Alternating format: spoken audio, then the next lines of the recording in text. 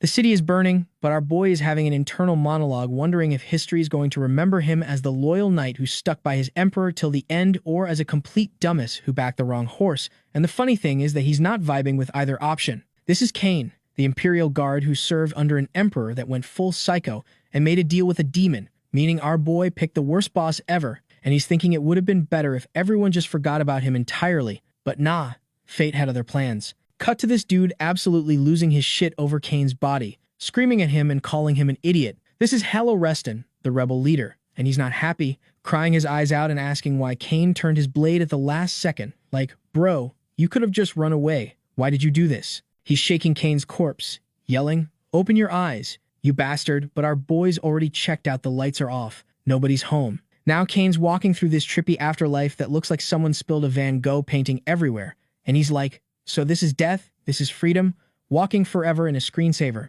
Weak, but hey, at least Halo cried for him, so that felt kinda nice, and he's thinking he'll just enjoy this so-called freedom when suddenly this blue glowing orb comes flying at his face and goes straight into his eyeball. Next thing he knows, he's opening his eyes, and there's this old dude who looks suspiciously like Halo, except ancient and wrinkly, saying he was born healthy and calling him Charon as the old man asks his father if he wants to hold the baby, and they're all going on about how he's not even crying and what a strong boy he is. Meanwhile, Kane's brain is lagging hard trying to process what's happening, and then it hits him. Oh shit, this is Halo, just old as hell. And that's when baby Kane starts bawling because bro just realized he got reincarnated as his best friend's grandson, making Halo think he made the baby cry by accident. But nah, Kane's just having an existential crisis in diaper form. Fast forward, and we're in a history lesson where the professor's going on about how the noble knight Kane, who died 45 years ago alongside the emperor, is remembered as a symbol of unwavering loyalty, and sitting there listening to all this is 10-year-old Charon, and he is not having it. The professor's like, your grandfather Duke Halo probably just wanted to restore his friend's honor, you know, since they were besties and all, and Charon straight up goes, nah, I think grandpa's holding a grudge and deliberately making his dead friend look like a hero just to mess with him, which gives the professor a priceless expression. Charon explains that Halo can't accept that Kane wanted a quiet death, not to be turned into some legendary hero, that he just wanted to peace out, but now he's getting the full propaganda treatment. Hearing this theory, the professor's sweating bullets because a 10-year-old just casually dropped the most controversial historical take ever. And he's like, if I agree with you, the Duke's Knights might literally kill me for blasphemy. So I've never considered that perspective before. Charon laughs and says he's kidding.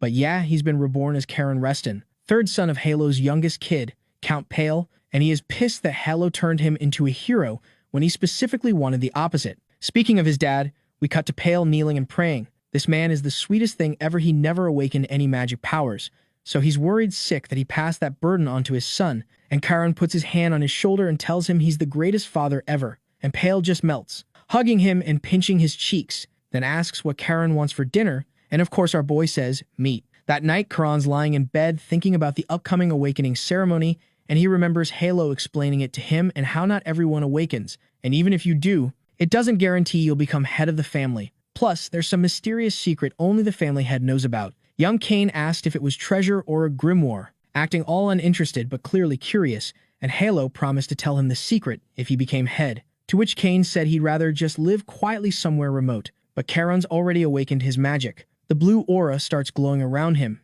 and he thinks, Dad, don't worry, I got this handled. Turning out he's been awakened for a while now. He just hasn't told anyone. The next day, the family's heading to the capital, and our boy is all excited to get on a train. His mother told him how the commercialization of the train was only possible because of his father. She is winking at him, saying how he is truly amazing, and even Charon is surprised, thinking how even though Pale doesn't know how to use mana, he is still amazing in other ways. He funded the train and other magical shit, and contributes to 30% of the Duke's income, though he quickly forgets about it all and starts geeking out because it's his first time on one. As they're riding, Charon spots the Reston family's main estate, the Azure Sea Fortress, and he gets this evil little smile. He's thinking about how he's going to see his grandfather again, his old friend Halo, and how Halo turned him into this great historical figure. But Charon's got plans. He's going to become the opposite of everything Halo built up, going to make sure all those worries were for nothing, and become somebody completely unbefitting of the family name. Our boy's about to speedrun the family disappointment route, and honestly, after getting turned into a propaganda poster child against his will, I don't blame him. He tells his old friend to wait for him because his precious grandson is coming. The scene shifts and the train pulls into the station, and this old dude named Heinrich welcomes them. doing the whole formal greeting thing with Pale, and Charon immediately clocks the knights standing around, and he's already getting the look because they can sense he's awakened his mana, and he's like, these guys are way different from the scrubs back home, actually competent, figuring it's only a matter of time before Halo finds out, but whatever, not like he cares. They head to the main palace, and this lady shows Charon to a reception room, telling him to wait there while his dad meets with the family elders, and Charon's looking around thinking, damn, this is just a reception room, and it's already massive. This fortress is insane.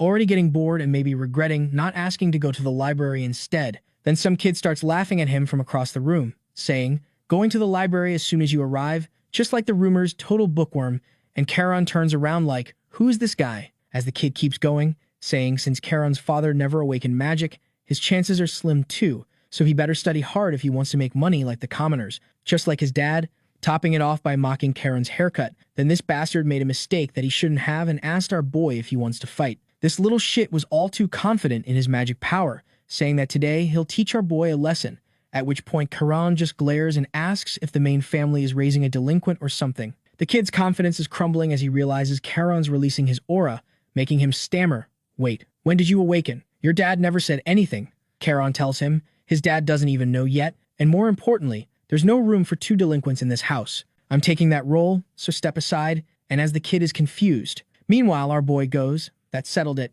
It's time for you to finally get a beating. Cut to the elders' meeting, where they're discussing how Charon awakened, and 3 captains already confirmed it, with Raphael, the second prince, being all suspicious and asking what Pale's plotting, to which Pale replies, bro, I didn't even know. While the first son, Tails, tells Raphael to chill with the conspiracy theories since Pale never awakened magic himself, causing Raphael to call him pathetic, until this guy bursts into the room telling Heinrich he needs to come quick, which makes Raphael storm off following the butler after everyone's confused, only to find Leo absolutely wrecked, sprawled on the couch, looking like he went 12 rounds with Mike Tyson. Seeing his son all messed up, Raphael loses it, and then this bastard grabs our boy by the collar and screams about manners and what the hell he was thinking. While Pale tries to intervene, but Charon calmly explains that Leo was insulting my father, and there's no way I'd just stand by, leading Raphael to call it nonsense until Pale grabs his shoulder, telling him that's enough, and Raphael snaps at Pale, saying it's all because of his poor upbringing that Charon's acting out,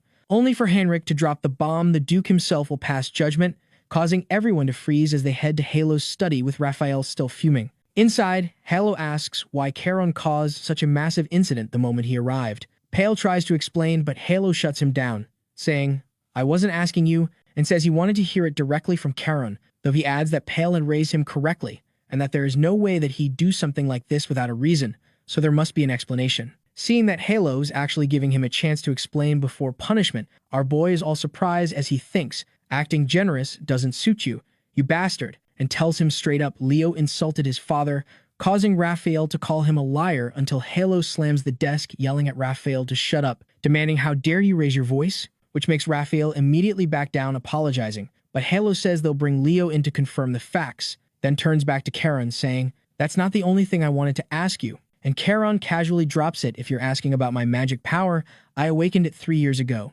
making the entire room go silent as everyone's jaws hit the floor, and Halo asks why he kept it hidden, especially from his own father, calling it insane for a kid to awaken on his own 3 years ago, to which Charon says he only realized it was magic power after reading about it in a book later, and once he figured it out, he decided keeping it secret was best. When Halo asks why, Charon hits him with the most unhinged answer, having a secret is fun. And it was even more fun because the knights in our territory had no idea either, revealing this kid's literally been trolling everyone for 3 years just for laughs. The butler brings in Leo, wrapped up like a mummy. Halo asks if he really insulted his uncle, and Leo hesitates, but Charon immediately puts on this performance, saying even though his cousin made fun of his father, he still shouldn't have hit him, and he's committed a sin, which terrifies Leo, who then has a full PTSD flashback upon remembering Charon's aura and just goes, yes, it's true, causing Halo to say he'll postpone punishment for both of them until after the awakening ceremony tomorrow, and dismisses everyone. Once they're alone, Halo asks Heinrich what he thinks of Pale's son. Heinrich says he's not sure, but there were definitely many interesting aspects, which Halo agrees with, noting that not only did Charon awaken on his own and hide it for years, but he seemed to be questioning the skill level of the knights assigned to his father's territory, subtly pointing out that by assigning such weak knights, Halo was neglecting them. Heinrich says he's overthinking it, but Halo's like, I wish that were the case. This child is different. determined to find out what's special about Charon tomorrow during the ceremony, because just awakening magic power doesn't tell the whole story, and whether Charon completes the ceremony safely or not, and what he'll obtain there, Halo's extremely curious. Then the scene shifts, and we are shown this altar deep inside a forest that I'm guessing is where the ceremony is going to be held. So it's nighttime, and our boy Charon's getting escorted through the forest by literally the entire family lineup. Charon's looking around thinking, damn, they really called everyone for this? We're talking about the retired grandpas who could probably still kick ass. Tails, his daughter Leon, Raphael,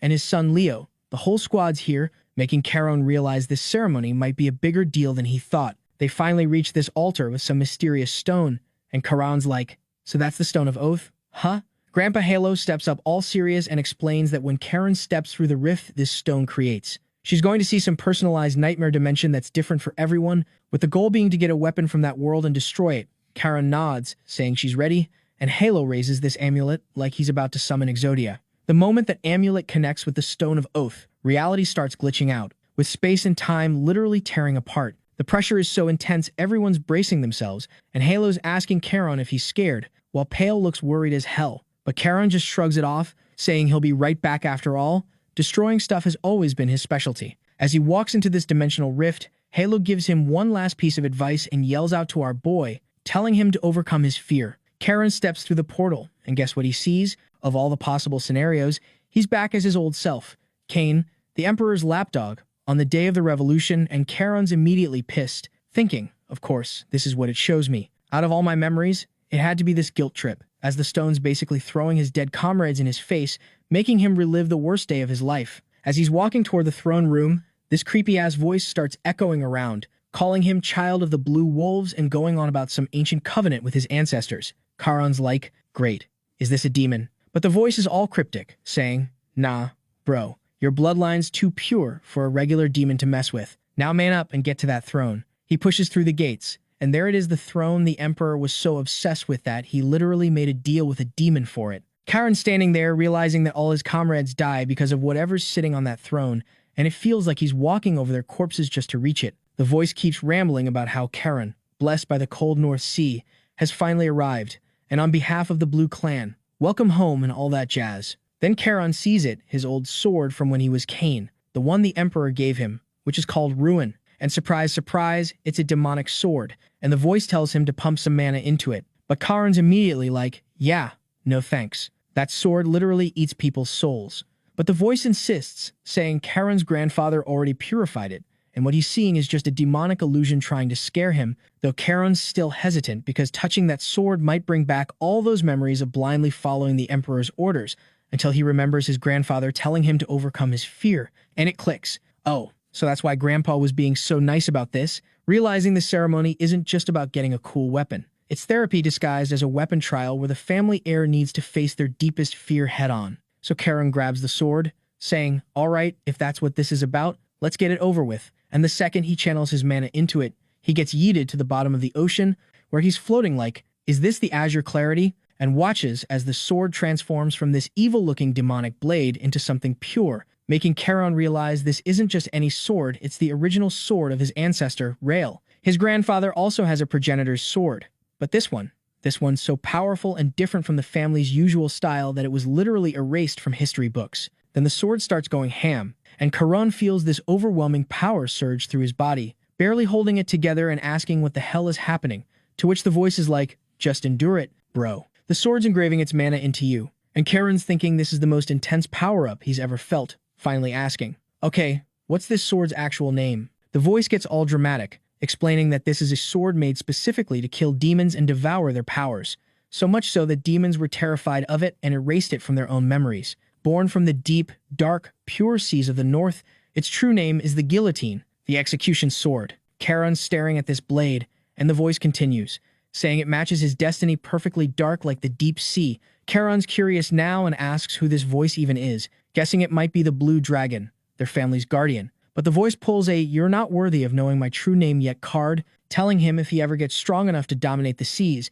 he can find them in the North Sea, leaving Charon slightly annoyed but focused on bigger concerns like how does he get out of here. The voice is like, you already know, and Charon grins, realizing he just has to break the throne, saying he's always wanted to destroy that thing anyway, and he channels his mana into the guillotine and swings down with everything he's got. Back outside, the tension's thick. Halo notices Pale looking stressed and tells him to chill out, but Pale apologizes, saying it's hard watching his son go through something he never experienced himself, prompting Halo to give him some wise father advice about composing himself, and Pale smiles, but then the Stone of Oaths starts glowing again. Except this time, it's not just opening, it's breaking. Halo's shocked as reality starts distorting again, the forest is pulsating with energy, and the entire altar begins crumbling. Halo's screaming, what the hell is going on? And then, through all the chaos, Charon just casually walks out holding his new sword like he didn't just destroy a pocket dimension, with everyone staring at him, then looking around for the Stone of Oath, which is just gone. Because our boy really said, pass the trial and break the trial, because why not? So everyone's just standing there absolutely shook, trying to figure out what the hell just happened, with Pale having a full-blown panic attack, screaming at Charon like, bro, what did you do? Why'd you break the stone? And Charon's freaking out too because honestly, he has no idea what he just unleashed. Meanwhile, Halo's staring at this weapon that just appeared, and his face goes completely pale as he whispers, that's the guillotine. He is thinking how no one knows about that sword because it has basically been erased in the annals of history, like some Harry Potter Voldemort-level scrub from history, with only the family head and the elders knowing the story by word of mouth, making Halo wonder, why the actual hell is this legendary forbidden sword just casually showing up right now? He turns to Charon, asking if maybe he's scared of the sword, but then gets this weird look on his face and mutters something about the Covenant approaching. Charon looks down at this ancient death blade at his feet and just goes, nah, I'm good. And Halo's like, all right then. After that, he starts explaining how way back in the day,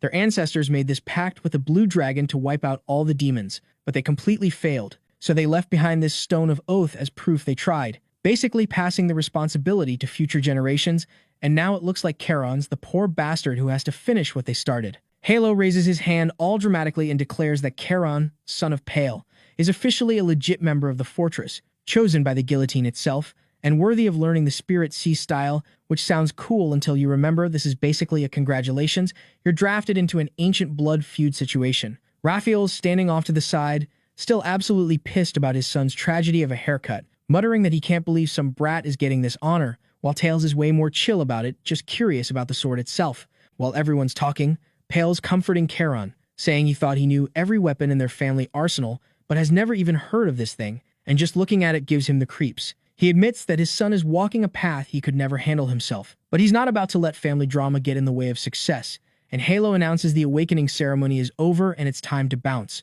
As they're leaving, Raphael loses it and starts yelling at his brother Tails, asking if he's seriously just going to stand there and let this happen, and Tails says they need to have a private chat soon, adding that even someone as greedy and ambitious as Raphael should be feeling how serious this situation is, leading them to ask if Tails knew about the sword. To which he replies, nope, first time seeing it, causing Raphael to have an existential crisis going. I don't understand why it's Pale's son of all people. Pale's trying to be the voice of reason, saying this isn't the time for family infighting. And cut to the next day at the train station, where Pale's being a worried dad, asking Charon if he'll really be okay staying at the fortress alone, to which Heinrich replies, dude, is there anywhere safer than the fortress? Pale admits that's true, it's safe from outside threats, but what he's worried about are the threats inside, meaning his backstabbing brothers, though he doubts they'd try anything too crazy with his father there. Heinrich clears his throat and drops the news that the person assigned to teach Charon the Spirit Sea style is none other than Lady Sabina. Hearing that name, Pale's face lights up, saying he hasn't seen his aunt in forever, but if it's her teaching Charon, he can relax, and Charon recognizes the name immediately. She's Halo's sister, a master just as skilled as he is, who used to be called the White Wolf back in the day. Pale tells him that his aunt has always spoiled him rotten, so he better not disrespect her, and Charon promises he'll do his best. Heinrich adds that the family head is preparing a residence for Pale in the fortress so he can visit anytime, causing Pale to start crying like a baby, saying he's so grateful to his father, and Heinrich tells him it's no big deal. Pale says his goodbyes, telling Charon to contact him if she ever needs help, and hops back on the train. Charon heads up to the top of the fortress as Heinrich tells him they should get going because Sabina's waiting, to which Charon replies, yeah, can't keep my great-aunt waiting, and Heinrich immediately stops him, offering crucial advice that Sabina absolutely hates being called grandmother, and Charon should avoid that word at all costs, though Charon thanks him for the heads up while internally thinking, what's wrong with calling a grandmother a grandmother? They enter the fortress, and Heinrich explains that only direct descendants can enter this cultivation chamber, telling Charon that Sabina's already inside and that Leo's there too, making Karen excited that training with Leo sounds fun, especially since Leo specifically requested to train under Sabina. Karen says he's heading in, and as he runs off, Hamrick watches him go, thinking it's going to get lively around here again. Karen stands outside the door and can immediately sense the intense aura coming from inside, thinking, yeah, this is serious. Just then, he hears a voice asking him if he is planning to stand there all day like an idiot instead of coming in. He enters, gives her a respectful bow, and his jaw drops as she asks if he's surprised she doesn't look like he expected, revealing she looks way younger than Halo. Like, this woman does not look like anyone's grandmother, and she casually mentions that he's Pale's son and says time really flies, making Charon's mind race as he thinks she must have reconstructed her body with magic, which is an 8-star knight ability, but there's no way, right? She snaps at him, asking why he's standing there like a statue, and tells him to sit cross-legged next to Leo. Sabina says she never thought she'd hear someone as young as him call her the White Wolf, and Karen explains he likes history and read about her in a book, making her smile and say he's just as interesting as her brother said he'd be. And when Karen perks up to ask what his grandfather said about him, she tells him that Halo said he's someone she'll definitely take a liking to. And now that she's seen him, she understands why, explaining that Halo told her Charon is a child who must navigate a vast ocean, and she needs to help him so one day he can rule the sea. She gets up, announcing it's time to begin, and explains that by using Azure Mana, they create and operate oceans within their own bodies, meaning the more oceans they can operate, the stronger they become. And when they can operate 8 oceans, they reach the 8-star level. The stage where he can operate those 8 oceans as if they were one giant sea is the 9th star, and on the entire continent, only 3 have reached that level, and in the Empire, only 1 person. Karen says that it's his grandfather, and she says that's correct, making Karen determined this time to reach where Halo is in this life. She can feel the desire coming off him, and says that he's an interesting boy, and he'll be fun to train, then decides it's time to start, and she says first that he should let the mana flow through the passages opened by the ritual and remember that the power of the sea is not something to be controlled, but to be accepted. He starts to feel his mana, saying that it feels like rough waves, and he needs to calm it down, and he starts to focus it from his heart, and he looks much different than Leo in terms of how much mana he's producing. She notices this, asking if this is really the mana of a kid who just finished the awakening ritual, because even Leo, who has been taught the domination technique for the last 2 years, has only just begun aiming for the 2nd star level. But in contrast, Karen is carving out his mana passages on his own, even though she hasn't taught him how yet. Karen says he feels a pain as if his body is being torn apart, and he starts to stop his training, and she wonders if he's feeling the strain, saying it's good he can even control his pace. She looks over, noticing that Leo is tweaking off some fent, and she says she told him not to force himself to operate his mana, and he apologizes, and she says she was so focused on Charon she forgot that even if they've awakened their mana, they're still just children, but she just wonders why his hair is so messed up. That's why she needs to act like the adult to prevent them from harming their bodies. She thinks to herself that it's impressive he managed to stop at his own limits so he wouldn't strain his body, and at such a young age, to have the composure to control himself despite his desire to grow stronger shows how bright her older brother was, but she doesn't think she'll need to act as his lighthouse. She walks over, calling out to him, saying that in 3 years, she'll guarantee his safety and he should focus on building the strength to protect himself. And he says, okay, now it's time for practical training. So they head out to where all the other trainees are, and Fantasy Saitama is training too. The instructor turns, seeing Leo and Karen walking in,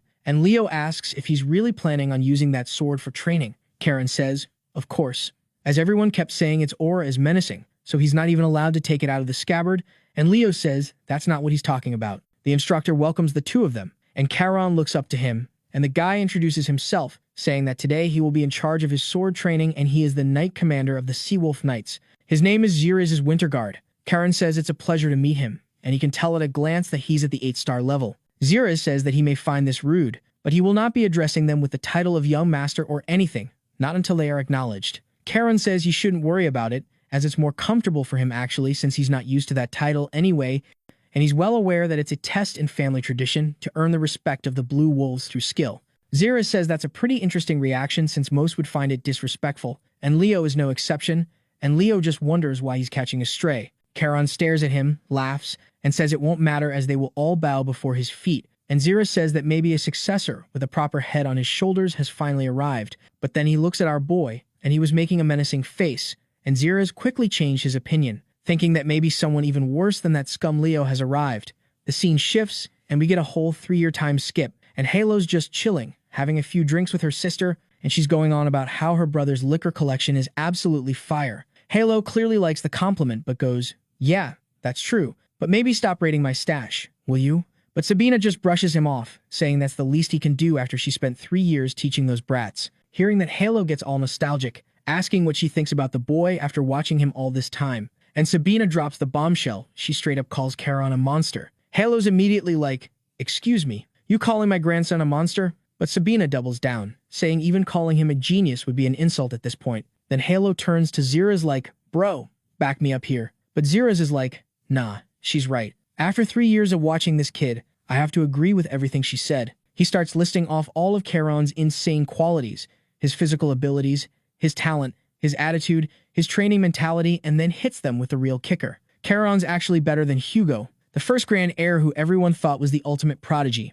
Halo's brain basically short-circuits. He's like, "Wait, you're saying he's comparable to Hugo? The guy who's supposedly the best talent in the entire empire?" And Zira's just nods like, "Yeah, that's exactly what I'm saying." Now Sabina gets all serious, saying this is actually going to cause some major problems for the family if they don't handle it right. Halo's confused, and she explains that they need to think about what Charon's existence means for the line of succession. Basically, what happens when Charon's talent becomes common knowledge and his uncles realize their own sons are getting overshadowed by their nephew. Halo tries to defend his sons, asking if she's seriously suggesting they'd see their own nephew as a threat, but Sabina's not having it. She points out that, sure, Halo's got everything under control now, but once word spreads about Charon's ridiculous talent across the empire, things are going to get messy real quick. Halo realizes she's got a point. Then Sabina gets all sad and asks Halo if this is the end of their family since the Oath Stone is broken. Plus, magical beasts are flooding in from beyond the North Sea. Considering all of this, it's obvious that their family might be screwed. But Halo tells her not to think about it because the person who broke the stone is destined to raise a new one, just like their founding ancestor did way back when. Sabina's like, "Hold up, first time hearing about this. Is this some secret prophecy only the family head knows?" And Halo confirms it, saying the time of the covenant is coming. Sabina sighs, realizing their cute youngest is about to have the weight of the world on his shoulders, and asks when Halo's planning to tell Charon about all this. Halo just says he'll do it when the time's right. The scene shifts, and Pale is reading a letter from our boy. It starts off pretty standard, with him asking how his parents are doing and apologizing for not visiting because he's been grinding non-stop with training. He tells his dad to bundle up since winter's coming, and he knows his father gets cold easily. Then he casually mentions he's already mastered the 4-star sea control and also the 4th form of herring swordsmanship. He says he's been getting along with the relatives and taking care of Leo, but then comes the real reason for the letter. He's broke and needs an allowance top-up. Back with his dad, Pale, the man's literally laughing, asking Heinrich if he remembers how stressed he was when he first sent Charon to the fortress 3 years ago. But now the kid's thriving. Heinrich mentions the fortress is never quiet anymore, thanks to Charon's presence. Pale says he keeps telling the kid not to stand out so much, but Heinrich drops this poetic line about how a jewel shines even when covered. Then things get serious. Heinrich warns that the situation's changing and they won't be able to keep Charon's abilities secret much longer. He's probably getting assigned a real mission soon. Pale is worried because his 2 older brothers definitely aren't going to be happy about Charon's rising star, but Heinrich reassures him that Aunt Sabina absolutely adores Charon, and with her protection, the brothers can't really try anything. Pale is relieved, saying Charon's mentioned in every letter how much Sabina cares for him, but it's good to hear it confirmed. Heinrich adds that Sabina's always had a soft spot for Pale too, and Pale jokes that all those monthly allowances she's been sending must be helping him. But then Pale gets worried again and says that he heard that Sabina's leaving the fortress soon. Heinrich tells him not to stress because Charon has formed tight bonds with the fortress knights. They've even given him a nickname, which is apparently a big deal. Pale laughs, saying he's heard about it. They call him the young mad dog of the Azor Sea Fortress. We cut to a training scene, and there's Charon absolutely destroying some knight's blade in combat. The knight, Hans, is like, "Dude, stop, I already lost," and asked him, "How did you just redirect my sword and tank the hit?" But our boy basically calls him weak, saying a grown man shouldn't be this easy to overpower and that Hans's muscles are just for show. Hearing that, Hans is surprised because nobody's ever told him he's weak or that his muscles are decorative, but Charon's just keeping it real. Hans admits that fighting Charon without magic is becoming impossible, and it wasn't this bad just last year. He mentions Charon might be getting deployed on a mission soon, maybe to the Granary region out west, where magical beasts have been showing up more frequently. Charon immediately turns to Leo, asking if he heard that, and Leo says he does not want to be deployed with Charon. The guy he's sparring with tells him to focus on his own match. Leo apologizes but says at least completing a mission might make his parents proud. Back to Pale and Heinrich. Pale says the real reason he called Heinrich wasn't about the letters, it's something else. He shows Heinrich something the thief inspectors found in a merchant wagon from the barony of Bellis. Heinrich examines it, asking if it's what he thinks it is. Pale nods, saying that yep, it's drugs, and that's why he needs Heinrich to investigate the Bellis barony. The scene shifts, and we see a guy step off the train asking if this is the Azur Sea Fortress. Cut to our boy Charon, who's straight up robbing Zirez's liquor stash, and he's feeling zero guilt about it. He's thinking just because he got stuck in a kid's body doesn't mean he's forgotten what good alcohol tastes like. Plus, the thrill of stealing from Zirez never gets old. Then he spots two random people he's never seen before. One guy's asking a butler if it's true the Duke bailed, saying he's got urgent business. Butler confirms the Duke went to kiss the king's ass in the capital, so the Knight Commander's running things for now. Charon calls out to them, and the butler damn near jumps out of his skin seeing him there. Charon asks what's got them showing up this late. The guy introduces himself as Baron Rohan from House Bellis, saying he's got an urgent request. Charon just stares at him, and Rohan starts rambling about how Charon's the son of the third prince who got shafted out of succession. He says, unlike his dad. Though, Charon actually awakened magic and is training at the main house. He's doing this whole formal introduction thing while Charon's standing there holding stolen liquor. Charon cuts through the pleasantries and says he'll hear him out. The butler suggests they send this guy to the Knight Commander instead, but Rohan's mentally stuck on why the hell this kid's clutching a bottle of alcohol. Charon explains normally he'd just handle this through proxies, but if Rohan dragged himself here in person, it must be serious, only proper for a noble to receive him directly. Butler says he'll go tell Zirez separately, and Charon's like, yeah, do that. Rohan's thinking this kid's got some impressive political instincts, but that liquor bottle is really throwing him off. He's wondering if the rest of the family's just cool with a 12-year-old drinking. Charon gets straight to it, asking if the problem is the bandit group that set up camp in the eastern mountains of the barony. Rohan confirms it. Charon lists it off. Ever since those bastards showed up, drugs have been flooding the streets, and commoners are getting kidnapped and sold as slaves.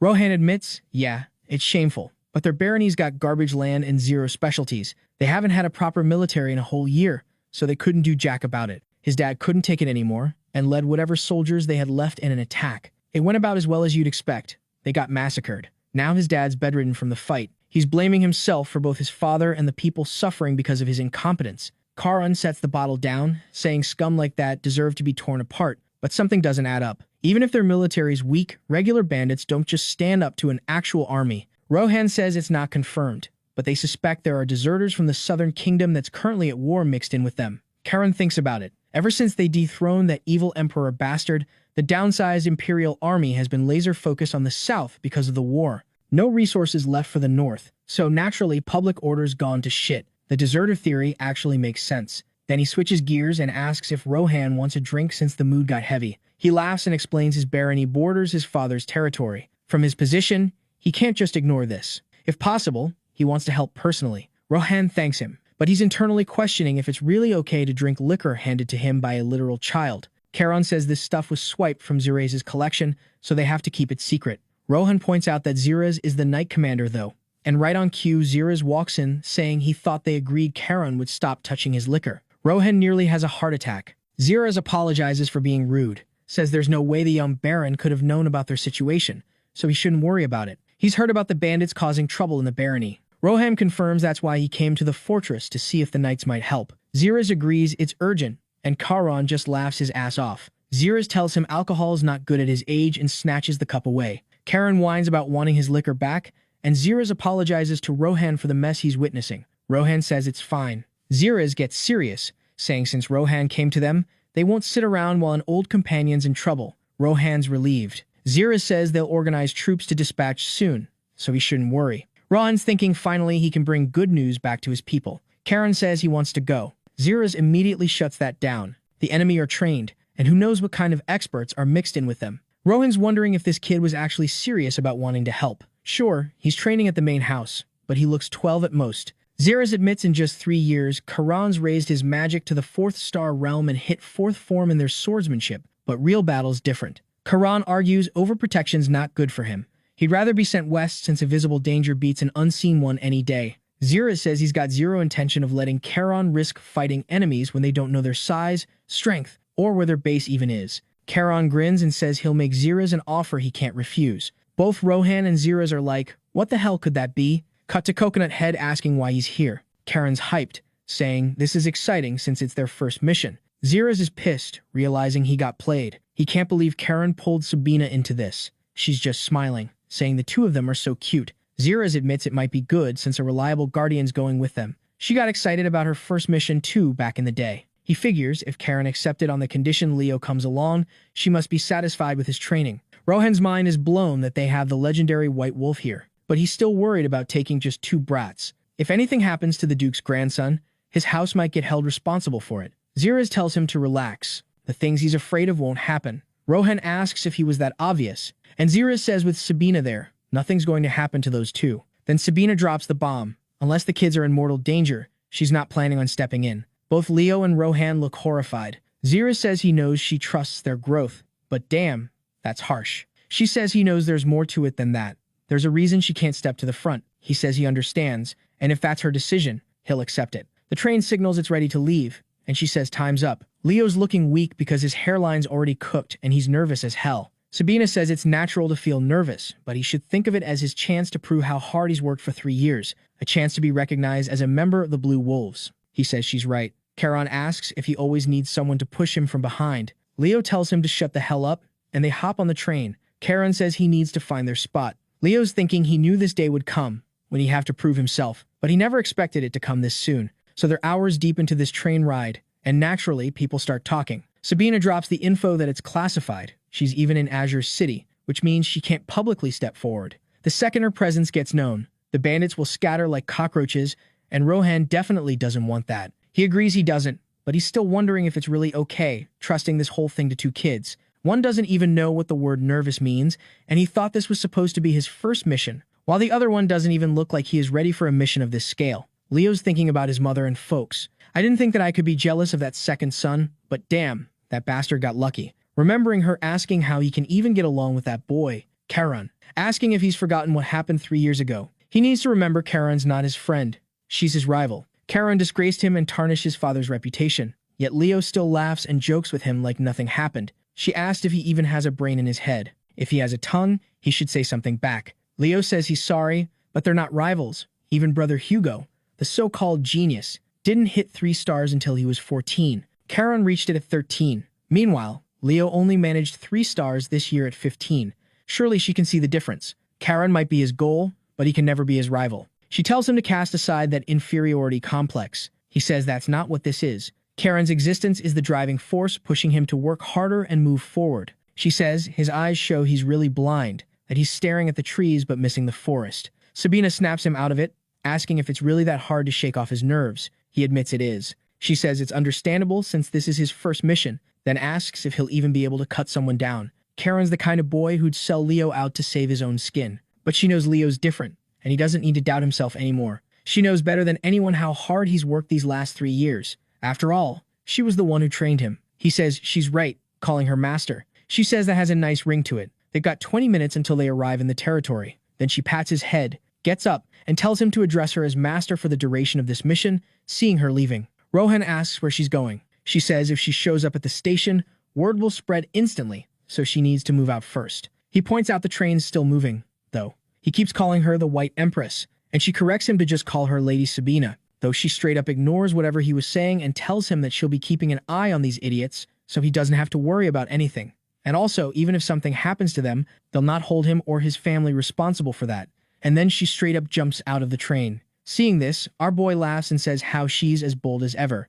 Both Rohan and Leo are thinking, why the hell is everybody in the Reston family like this? Cut to this old man coughing. This is Rohan's father, saying his body's not in the best shape, so hopefully they'll forgive him for receiving the young wolves of Reston while sitting down. Karen says don't mention it, asking how his wounds are. The Baron says he's past the point of danger, so he appreciates their concern. He mentions he doesn't know if Karen remembers, but he met him and his father 10 years ago. Says Karen's grown splendidly. Karen tells him to speak casually since he's not well-versed in etiquette, and it just makes him uncomfortable. Rohan suggests at least saying, young lord. Charon insists it just puts him more at ease. The Baron says if Charon's already on his first mission, he must have reached the 4th star at such a young age. Charon mentions his cousin Leo's 3 stars, though, and Leo's wondering why he's catching another stray. Charon's surprised the Baron knows this stuff despite not being a warrior. The Baron says even if he's not, the fact Charon got dispatched means he's thought of highly. Because of that, he hesitates assigning such a dangerous task to promising young men. Charon says he understands the concerns, but if they fail their mission, it would disgrace the proud honor of the Blue Wolves. They have no intention of failing. He asks Leo if he agrees, saying they'll see it through without fail. The Baron laughs and thanks them, then starts coughing again. Rohan asks if he's okay. Karen says it seems he needs rest, so they should leave. The Baron says he'll entrust this to them. The guide's been prepared, just follow him. As they're heading out, Leo calls to him. Karen asks if he's tired already. Leo says that's not it, but he wants to know if they can trust this so-called herbalist. Even if he's a skilled local guide, there's no guarantee he isn't working with the bandits. Karen asks if he's finally starting to use his brain, confirming the guy's definitely part of the crew. Leo asks how he knows. Karen explains because of the talk he had with Rohan when they first arrived at the station. He asked how they planned to track down the bandits' hideout, and Rohan said sadly he had no choice but to make use of a traitor from within their territory. Karen thought that was a solid method, though Leo still has his doubts and asks why he didn't tell him earlier. Karen says it's because Leo was wound up in his nerves all day. Leo's like, still, to think. Karen would knowingly stick with a traitor. He's really cunning. Karen says exactly. The fact this guy hasn't been punished all this time shows as much, but it also shows how desperate they are, which is why they're the bait now. Noble sons traveling through the Baron toward a neighboring domain. The perfect setup. Looks like they're about to reel them in. The herbalist turns around with bandits behind him, saying this is good and he's added a little more than promised since they're nobles. The bald guy says these young masters don't look like they'll come quietly, but our boy was already ready for some violence, so he instantly drew his blade and straight up called these bastards insects, asking how dare they spread drugs in his father's territory. So we cut back to the Bellis barony, and the Baron is still coughing his lungs out. Rohan's immediately in concerned son mode, asking if he's good, and Pops is like, yeah, I'm fine, but bro, you're literally hacking up a lung. You're not fine. Rohan hands him some water like that's going to fix years of neglecting his health, and the Baron thanks him. Then Rohan's sitting there all worried, asking if those two young dukes are going to be okay out there. His father goes into this whole speech about how sending two kids into bandit territory without intel is basically the higher-ups saying, yeah, we trust these boys are built different. He mentions that Karen's kid specifically reminds him of the young duke, not just the looks, but also that cocky confidence and chill vibe. He's basically like, nah, they'll be fine. Rohan just nods, probably still worried, but whatever. Cut back to the forest, and oh boy, it's a bloodbath. Karan's out here speedrunning these bandits, chopping heads off left and right. Leo's just standing there watching this 3-year-old commit mass murder, and he's thinking, yeah, this kid's a straight-up monster. Even the bandits are shook. One of them turns to the leader like, bro, these aren't regular kids. We need to dip and warn the main squad. But the leader's ego is too fragile for that. The man charges in screaming about how he won't be disrespected by some brat, talking about I'll show him what I'm made of while jumping in the air and releasing his aura. Charon doesn't even flinch, he just casually swings his sword forward, complaining that this dude is so damn loud and it pisses him off, and slices the leader clean down the middle. The guy just drops to his knees, probably regretting all his life choices. Leo's over here like, wait, when did I even draw my blade? Meanwhile, Charon's wiping blood off his sword, annoyed that his clothes got dirty. Leo's putting his sword back, thinking about how Charon's aura felt so overwhelming he could have gotten his throat slit without even realizing it. The remaining bandits immediately throw their hands up, screaming, we surrender over and over. Charon asks one of them his name, and the dude says it's Yura. Charon asks if he's got rope, Yura confirms, and Charon tells him to bring it. Leo's confused as hell about what's happening. Next thing you know, both Charon and Leo have their hands tied up, and Leo's like, bro, do we really have to go this far? He gets tying himself up, but making the bandit carry their weapons? That seems excessive. Charon explains the plan to him, reminding him that they are acting as bait to find their base, so they have to make it believable. How's it going to look if we're strolling in with weapons? This way, it actually makes sense that we got captured. Then he yells at Yura, asking if they're deserters. Yura admits they were from the 9th Regiment, 1st Battalion, 3rd Infantry Division of the Kingdom of Seas. Leo's like, oh damn, they're from the south where the war's happening. Charon asks how big their crew is, and Yura drops the bomb. 130 men, including a mage and 2 knight escorts. Charon's surprised about the mage, saying 130 deserters is wild. Yura's sweating now, realizing he messed up big time. He thought these were just regular noble kids, but that blue aura from Charon's eyes earlier? Yeah, that means these are the children of House Reston, the literal heart of the Orish Empire. Charon's still thinking about the mage, though, wondering why deserters would travel all the way to this remote northern region.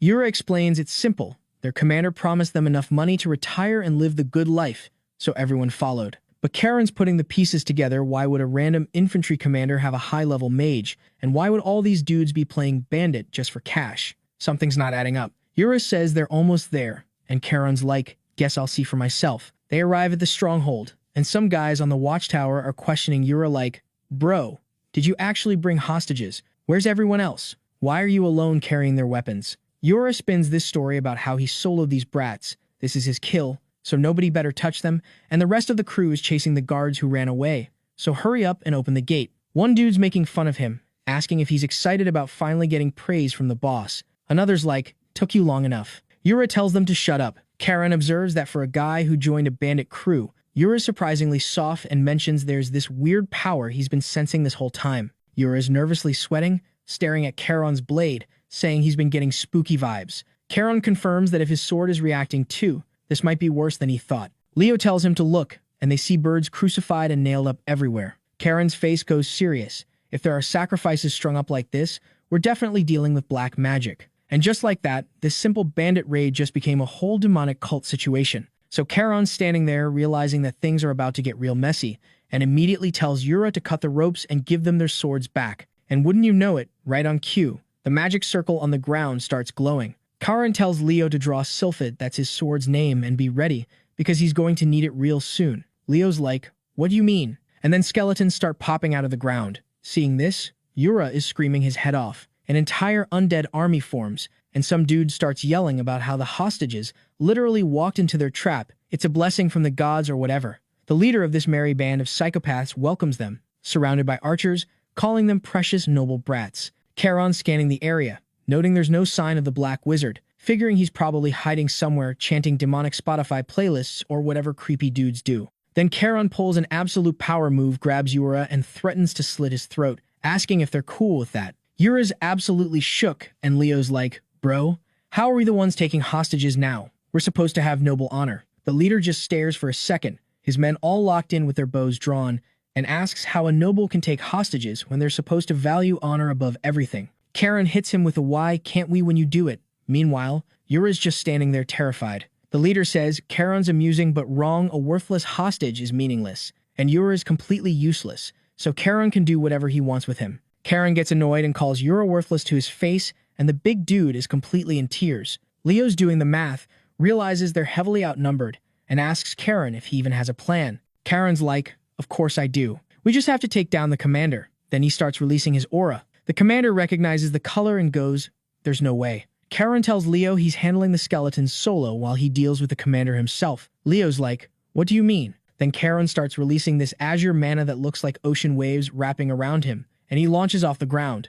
Leo's calling out to him when a skeleton immediately attacks, and Leo has to block it, screaming, "Charon, what the hell are you thinking? How am I supposed to handle all these skeletons alone?" The leader is yelling for his archers to fire as Charon closes in, but Charon's like, "You're way too late, buddy." Using some fancy fortress sword style, he swings forward with movements that flow like ocean waves and just chops off the arms of multiple archers in one go. The commander's reaching for his blade, but Charon says, "This is just a nuisance," and swings at him. The commander looks down at his own severed hand hitting the ground, drops to his knees, and starts screaming. Charon casually says if he was going to attack, he should have been faster about it. The commander's calling him a bastard through the pain, saying, "There's no way the fortress has strength to spare for their territories. So why are you even here?"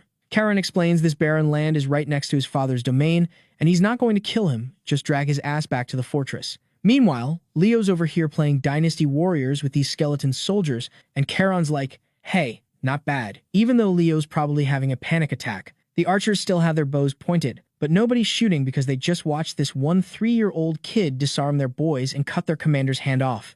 Charon tells Leo that what he's doing works for the Sea Wave sword style, but he should really be crushing them with pure strength instead. The commander asks if Charon really thinks he's getting out of here safely, and Charon asks his name. Dude says it's Michael Knox. Charon says he's not killing him, then stabs him in the knee just to make a point. Michael's screaming again, and the archers are too terrified to move. Charon's laughing now, telling Michael to order his men to drop their weapons. Michael yells it out, and everyone starts dropping their bows. Charon's like, "Good boy. I like when people are obedient." Michael can't believe they lost to a couple of brats, but starts talking tough about how once the rest of their forces arrive, even Charon won't be able to handle it, even if he is from House Reston. Charon says it sounds like he's still got hope, asking if he's really counting on the Black Wizard, and if Michael actually thinks his family would send only 2 kids to handle this. Leo finally finishes mopping up the skeletons, and then there's a massive explosion. Charon's like, of course they'd have a guardian knight, and thanks to all the time he wasted here, It looks like his master already captured the Black Wizard. Cut to her walking up carrying the wizard's severed head, looking absolutely pissed. Leo calls out to her, and she starts yelling at both of them about how they missed the most crucial evidence and the mission's going to be a failure now. Charon just kicks Michael off the top of the platform, casually asking if she at least liked his method. She says charging straight into the enemy's base is something her brother would do, and she'll give him credit for that since it fits their house style. Then she just throws the Black Wizard's head at them. Michael looks down at his friend's decapitated head in horror. She asks why Charon even pulled that hostage stunt to begin with. He explains they wanted to strike where least expected since nobody would imagine nobles taking hostages. She admits that's fair, saying she's never seen a noble like him, he's a complete lunatic. Charon thanks her like it's a compliment. Michael's just sitting there, bleeding, staring at his friend's head, wondering if these people are even actually nobles. She tells them they should head back to Lord Bellis's castle because she has many questions for Charon. He agrees. Michael looks one more time at his dead friend's head and just thinks, these people are absolutely insane. The scene shifts to this wholesome reunion moment where all the captured slaves are meeting their families again. This dude runs in screaming for his daughter Isabel, and she just collapses into his arms. He's apologizing over and over for not being able to protect her, getting all emotional. Charon and Yura are watching this go down. Yura's staring at the reunion looking guilty as hell, and Charon asks if he's feeling bad now. Yura admits he is. Charon's like, yeah, well, it's a bit too early for that guilt trip because being thrown in the Baron's prison like your buddies might have actually been the better deal for you. Yura's confused, like, what do you mean? Charon told him that he's going to the fortress along with his boss Michael, who's still on the ground missing his hand. Yura's like, why me though? Even Sabina chimes in, asking if they're really not going to tie him up. Charon looks up at Yura and explains that for now they need someone to help transport Michael since the dude's too messed up to walk on his own. She's thinking about it, and Charon warns Yura not to get too comfortable. Just then, some of the freed prisoners speak up, asking if Yura is going to be punished too. Charon confirms it, saying that technically he's a bandit too, just like the rest. But then one of the men says it might be bold to speak up, but Yura actually took genuine care of them when they were imprisoned. He secretly brought medicine to the sick and gave food to people who were starving, so they're asking for mercy. Sabina looks at Charon, asking what he thinks. Charon says they should at least consider leniency since Yura helped guide them to the hideout. Yura gets all excited, saying he'll serve Charon loyally for the rest of his life. Charon immediately tells him, we just said, don't let your guard down. Just then, Leo calls our boy, saying that he found something, and that they should take a look at it. They open a barrel, and Charon's eyes go wide as she asks if this is what he thinks it is. Inside are magic stones. Meanwhile, the people of the barony are all hyped, watching the bandits get taken away. Leo mentions that Rohan's probably going to throw a whole banquet for this. He starts waving at the citizens, all friendly, but Charon's just silent, clearly scheming. Leo asks if he's ignoring him. Charon says it makes sense now. There was a reason such a large group was hiding in these remote mountains. The Baron's family probably didn't even know there was a magic stone mine in their own territory. He doesn't know the quality yet, but just having a mine could bring in serious profit. Leo's thinking, oh god, what's he scheming now? Sabina mentions that Rohan has come to greet them. Rohan welcomes them all as the rest of the crew takes prisoners to the dungeons. Sabina says she'll take the bandit leader, asking if that's cool. Rohan says of course, but he'd like to request something. She says she's only here as a guardian, so he should speak with her students. Rohan mentions they prepared a modest banquet and wants to eat and talk. Charon immediately apologizes but says they need to head to the fortress right away. Leo looks devastated. Bro wanted that free food. Rohan asks if they're really sure, bringing up the payment for the commission. Their territory doesn't have the money to pay the fortress, so he'd like to request a deferral. Charon's eyes start looking greedy, and Leo's like, oh no, he's got that look again. Charon says he was wondering why the bandits chose to settle in this barren wasteland of all places, and now he figured it out. Rohan's confused, asking what he's talking about. Charon lays it out. The Bellis barony is remote with no local specialties. It's literally just a hick village. Rohan's holding back his frustration, and Charon says the one thing they were after was something else entirely. He pulls out the magic stone,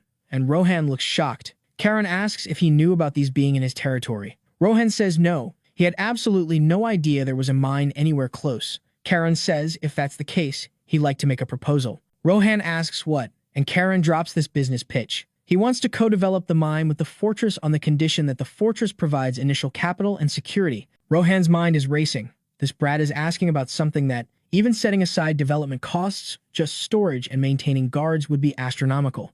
But having someone from the Reston family hold a stake could benefit them greatly. He's calculating that it might be worth it, but he's thinking, who gave this kid the idea he can negotiate something this massive on his own? Charon says he'll have to report back to his father, but if the project goes through, Fortress Knights could be stationed here, boosting their economy and solving defense problems in one move. It's literally a win-win. Rohan asks what share of the mine the Duke's house would want. Karan says that's something he'd discuss with his father since a kid like him isn't qualified for the finer details. Meanwhile, Sabina's just standing there looking proud of her student pulling off business deals at 13. On the way back, Karan says he has a question for Sabina. He asks why she said things that might complicate matters at the bandit hideout. She brings up the Black Wizard. Karan asks if it's because he wasn't ordinary. She drops his name, Ted Delarda, a Class 2 wanted criminal in the Empire, a sixth-circle dark mage. This catches Karan completely off guard. She explains he was a high-level fugitive running wild in Imperial territory alongside deserters from the Southern Kingdom.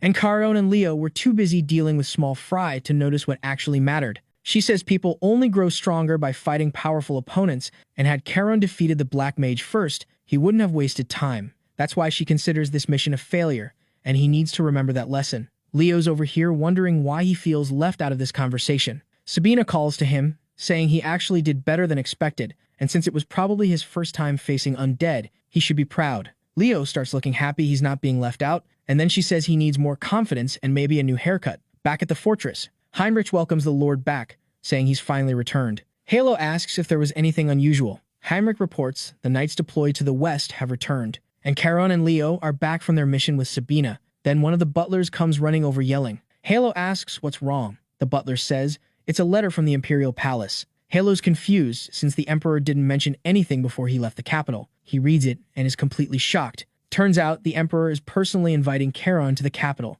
so the train rolls into Changhe, and Yura steps off carrying Michael like a sack of potatoes. Dude's jaw hits the floor, because holy shit, he knew this place was supposed to be big, but this fortress is absolutely massive. Michael, still missing a hand and salty as hell about it, tells Yura not to buy into whatever that brat said. They're both getting thrown in prison any second now. Says if they want to live, they have to bolt the moment the guards aren't paying attention. Yura just decks him in the face, telling him to shut up already. Leo and Karan are watching this whole thing and enjoying it thoroughly. Yura's like, "You're the one who said I was useless and should just die, so why the hell would I help you escape?" Then Pale shows up, and it's chaos as usual. Karan lights up seeing his dad. Pale asks Sabina if she's been good, and she says more or less, mentioning he got summoned too. Huh. Pale says, yeah, because of whatever Karan pulled in Baron Bellis's territory, and man, what a headache. But he also says Karan looks pretty damn pleased with himself. Leo does this proper formal bow, asking how he's been. Pale says he heard Leo did some impressive stuff on the Baron's lands too.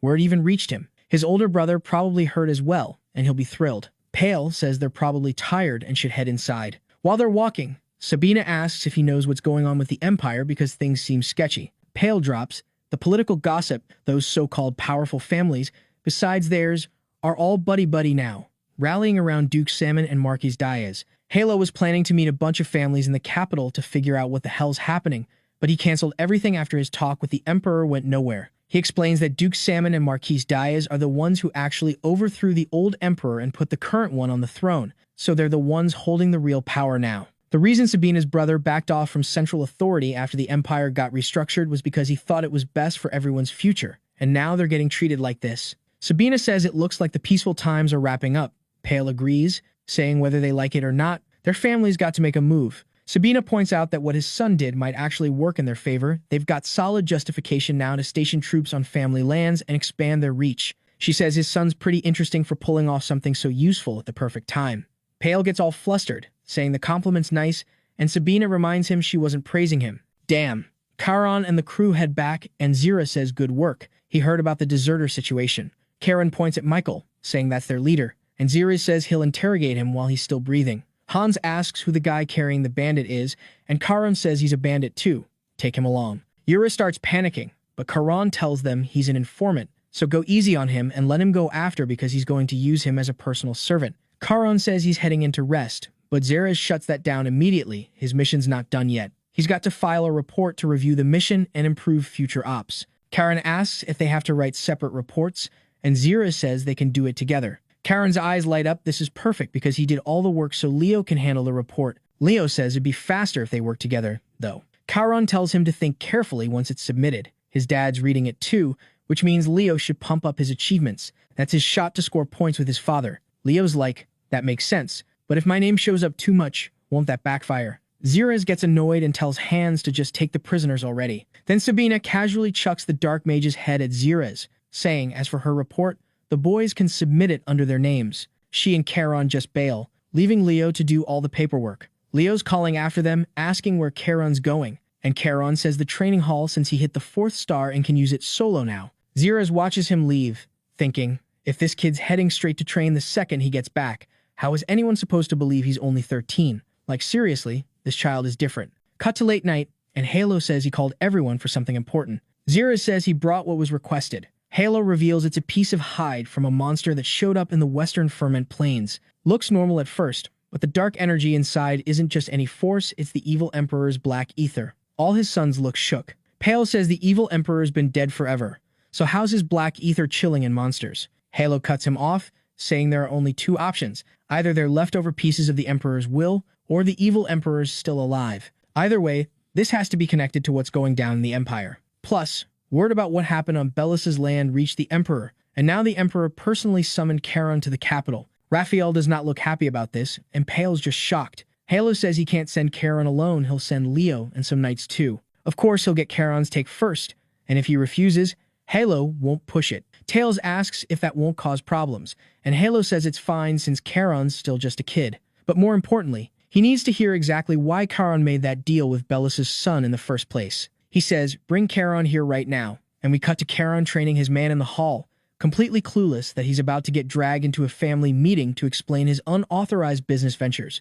So Charon's mid-training when he spots Xerez and asks when he got here. Xerez says not long ago. Charon mentions he heard that besides direct family, Xerez is the only one allowed in the training hall, but he's never actually seen him come in before, so what's the emergency? Xerez nods and drops it. Charon's probably got to go to the capital. He tells Charon the head of the family wants him at the council meeting, so he'll get all the details there. Right before they walk in, the butler opens the door, and Halo asks if Charon enjoyed his first mission. Charon says, yeah, and Halo gets straight to it. He called him here because of what went down in the barony. Charon didn't have the authority to make business deals for the house, so why'd he go rogue? Charon's thinking, oh cool, so this is a lecture, not a celebration. Halo asks if it ever hit Charon that his arrogant move was massively disrespectful to the Bellis family. Charon says nope, he just made a deal with Bellis, and the Baron's son accepted on his own. Plus, he figured there was something way more important than noble formalities. Halo asks what could possibly be more important to a noble than courtesy. Charon thinks about it and says the family's honor. Halo looks happy with that answer, saying considering how valuable the deal is,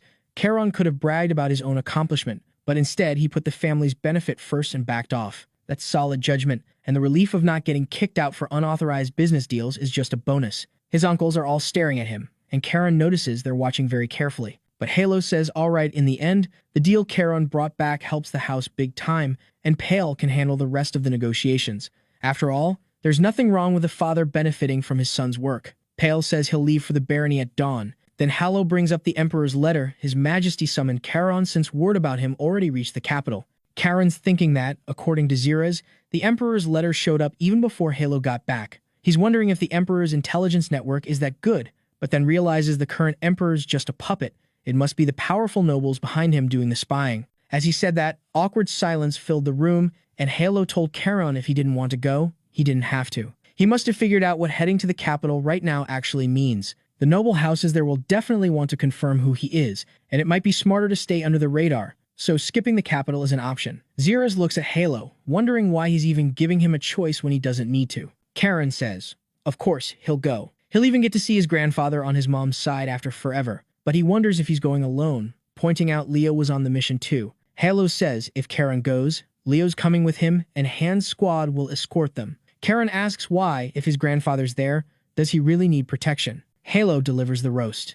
Don't flatter yourself. They're not there because you're special. It's because nobody knows what trouble you'll cause next. Damn, his own dad just wrecked him. Cut to later at Bellus's barony, where they're finishing negotiations. Pale thanks them for their work and asks Rohan if his father knows these terms. Rohan says, of course his father agreed. The mine shares will be 80% Reston and 20% Bellus barony. Since magic crystal stones are crazy profitable, even a small cut means serious money. But the condition of giving 5% of that 20% specifically to Charon and Leo is weird and pretty bad for the Bellis family. Sure, the two did good work fulfilling their request, but as a commission fee, that's too much. For a top graduate of the Imperial Academy to make this call, that's way too generous. Rohan explains it's to win favor with the two while they're young. Pale's like, you're not even pretending. Rohan keeps going, saying he's investing in the two who will lead the fortress one day. Pale says he's shameless but respects it, a bold move, and Baron Bellis is lucky to have such a sharp son. Rohan laughs, saying he's nowhere near as brilliant as Pale,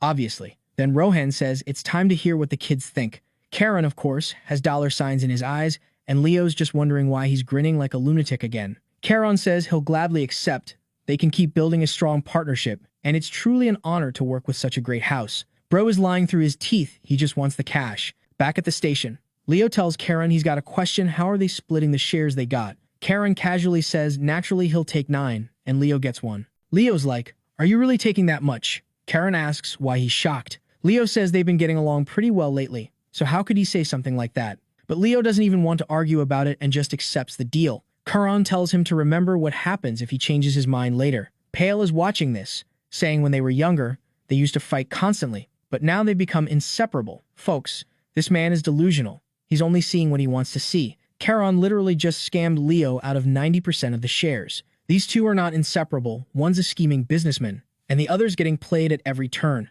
So the scene cuts to the two brothers talking, and Leo's absolutely spiraling. He's like, bro, I can't believe we're actually going to the capital. I've only heard rumors about this place. I don't know anything. What the hell am I supposed to do? And Charon's just standing there like, dude, relax. But Leo's not having it. He's like, we're about to meet the Emperor, the actual Emperor. I think I'm allowed to panic a little. Then his brain does a complete flip, and he starts getting pumped, talking about fancy social parties and how the capital is apparently loaded with beautiful women. Karen just sighs, and suddenly Sabina appears out of nowhere. She's all excited, saying the capital Dacis is an absolute blast, with tons of people, and a bunch of them are crazy strong. Leo looks up confused, like, wait, what are you even doing here? And she's like, oh, I came to celebrate your first mission. Now where are your wine goblets? Karen gives her the most deadpan look and goes, why the hell would you look for wine goblets in a 1-3-year-old's room? And this woman, without missing a beat, just shrugs and says, listen, as long as it holds wine, any cup works. She tosses them random cups and turns to Leo,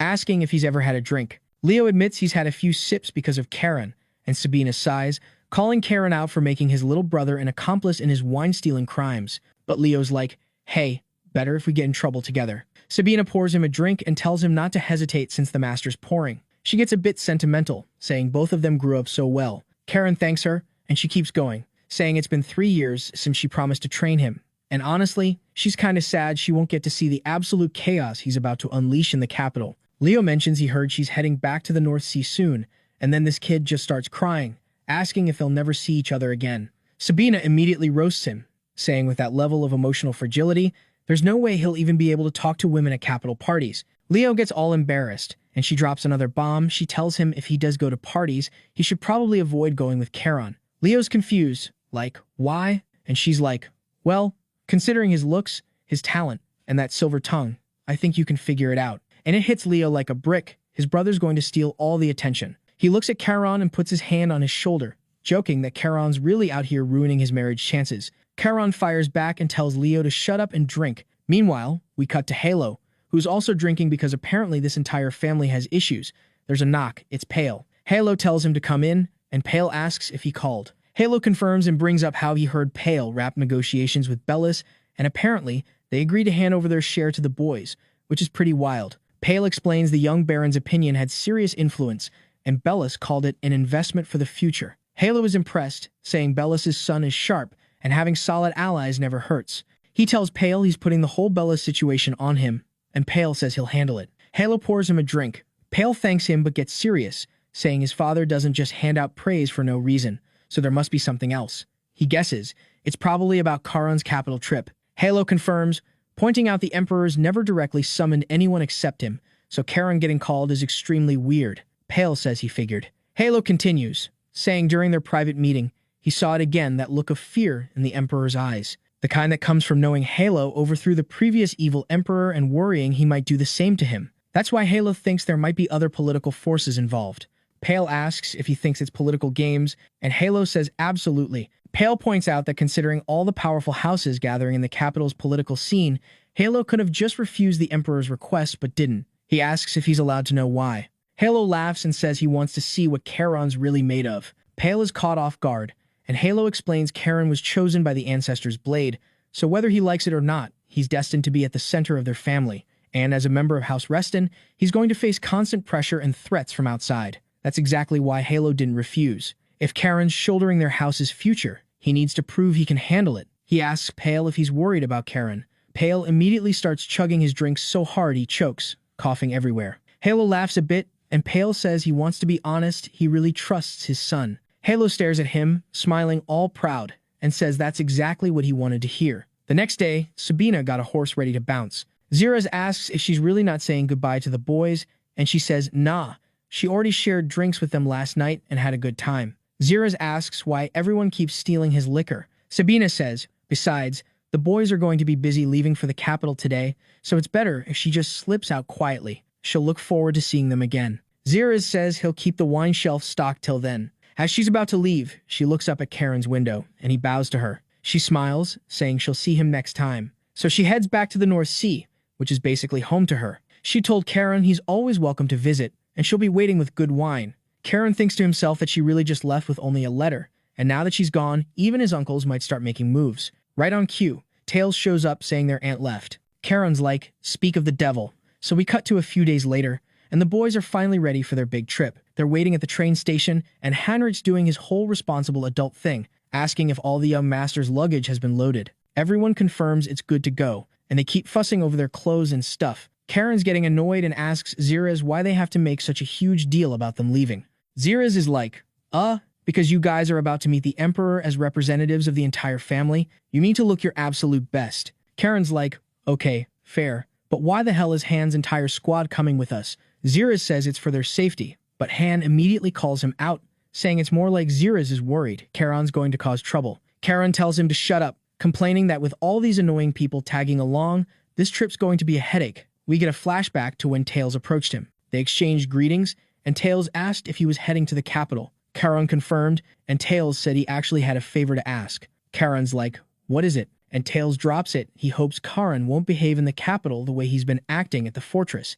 He says he knows Karen understands exactly what he means, so he won't elaborate further. Karen's response, okay, so you're basically just telling me outright that you've been spying on me. Tails doesn't even deny it. He says there are tons of enemies in the capital who want to tear their family apart, so if Karen gives them even the slightest excuse, Tails will punish him personally. Karen thanks him for the kind words, saying he'll totally live up to those expectations. Tails says goodbye and tells him to come back safe and sound. Karen watches him leave and just laughs to himself, thinking, punish me? Does this guy really think he can suppress me just because he's the first prince? He's already plotting, saying he'll make that arrogant face twist in pain, telling Tails to just wait for the future. Back to the present. Preparations are done and ready. Karen tells Hans that if he causes any trouble, he won't let it slide. Just then, the big guy from before comes running in and apologizes for being late and thanks Karen for giving him another chance. Karen, being Karen, says the truth is he's only bringing him to the capital so he can throw him in prison and tells him not to let his guard down.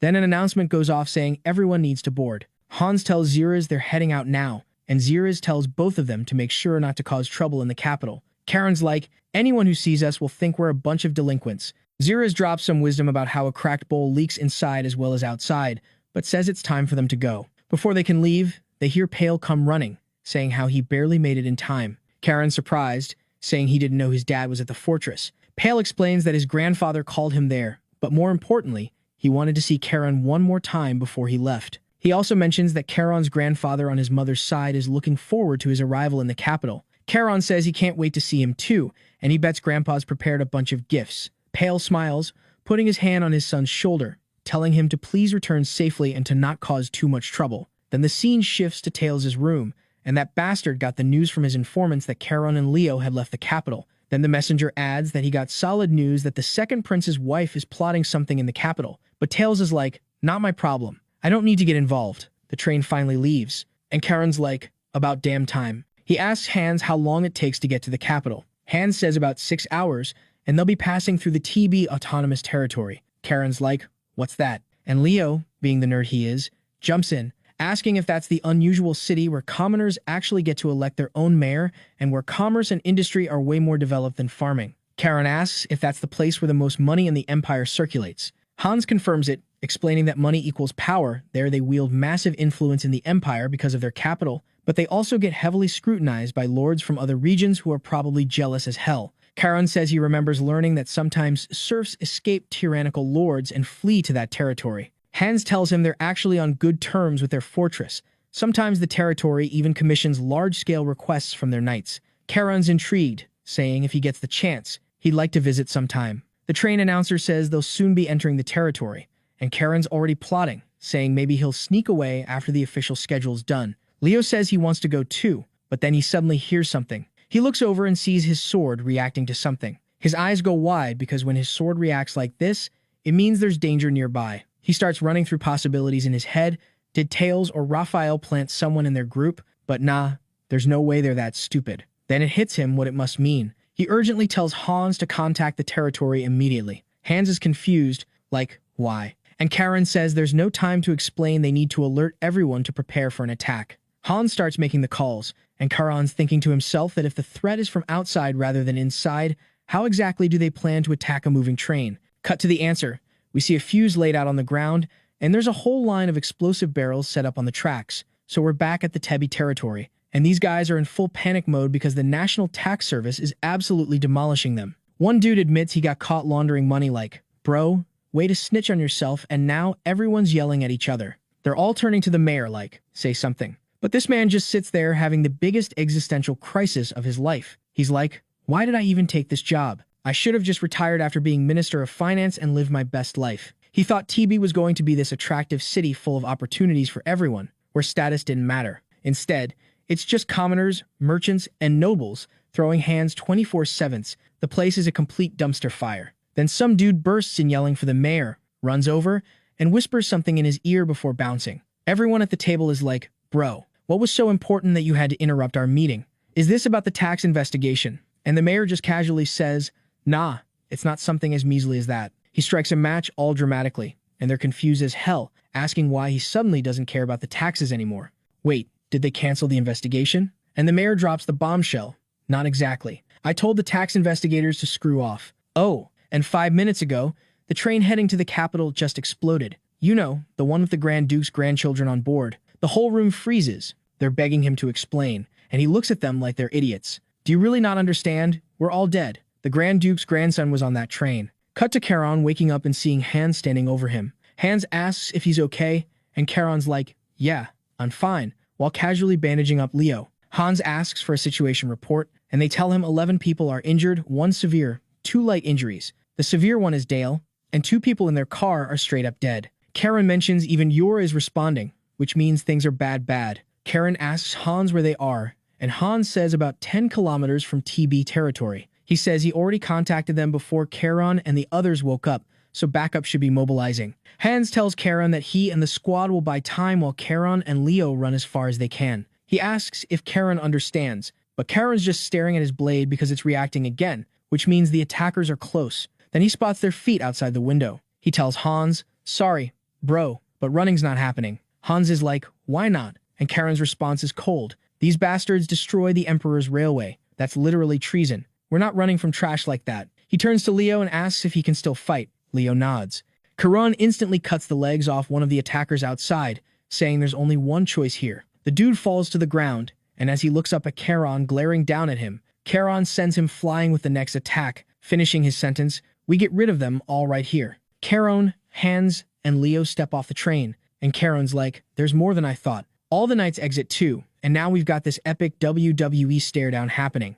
Hans says they're all at least 3-star level, and Charon agrees, noting the guy at the front is at least 6-star. The lead attacker tells Charon to drop his weapon and surrender, his voice clearly altered by magic. He promises if Charon cooperates, they'll let the knights and servants go. Charon instantly figures out their goal, capture him alive. He asks Hans if he knows what that means. Hans is like, surely you're not thinking. And Charon cuts him off. Of course I am. They can't kill me, and I can kill them. What more do I need? Hans and Leo just stare at him like he's completely lost his mind. Charon charges forward, cutting down one attacker instantly. Everyone else rushes in knights versus assassins, full chaos mode. Charon yells that they need to push into the back line and wipe them out all at once, but he notices the assassins hesitating. He's like, what? Should I go instead?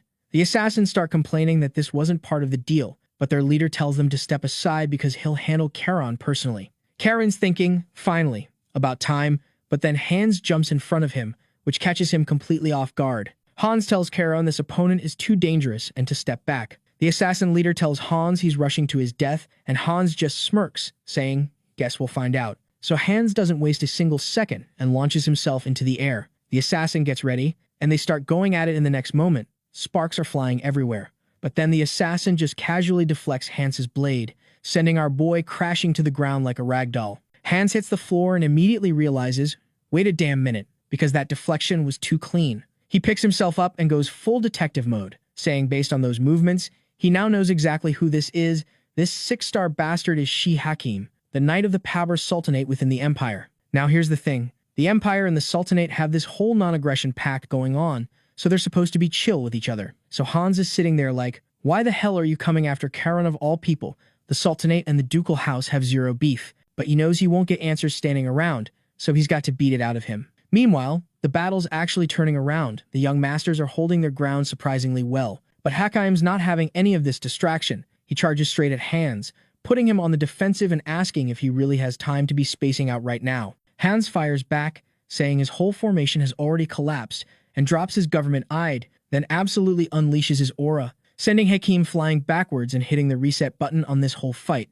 Hans warns him that resistance is pointless and he should just surrender while he still can. Hakim looks around, realizes his squad's been wiped, and Hans tells him, "Look, man, if you surrender now, at least you get to keep your life. No need to die on foreign soil for nothing." But Hakime's on that loyalty grind, saying he has zero interest in trying to convince someone who refuses to understand, so he's just going to complete his mission no matter what. Then his eyes instantly turn black and red, and Hans recognizes it immediately burst blood vessels. As Hakime's aura starts shifting to a completely different color, Hans explains this is mana backlash, meaning this dude has absolutely no intention of making it out alive. Hans realizes at this rate, not only is capturing him impossible, but the young masters are in serious danger too. So he does what any reasonable person would do and lets his own mana run completely rampant, preparing to tank whatever's coming. His eyes turn bright blue as he gets ready.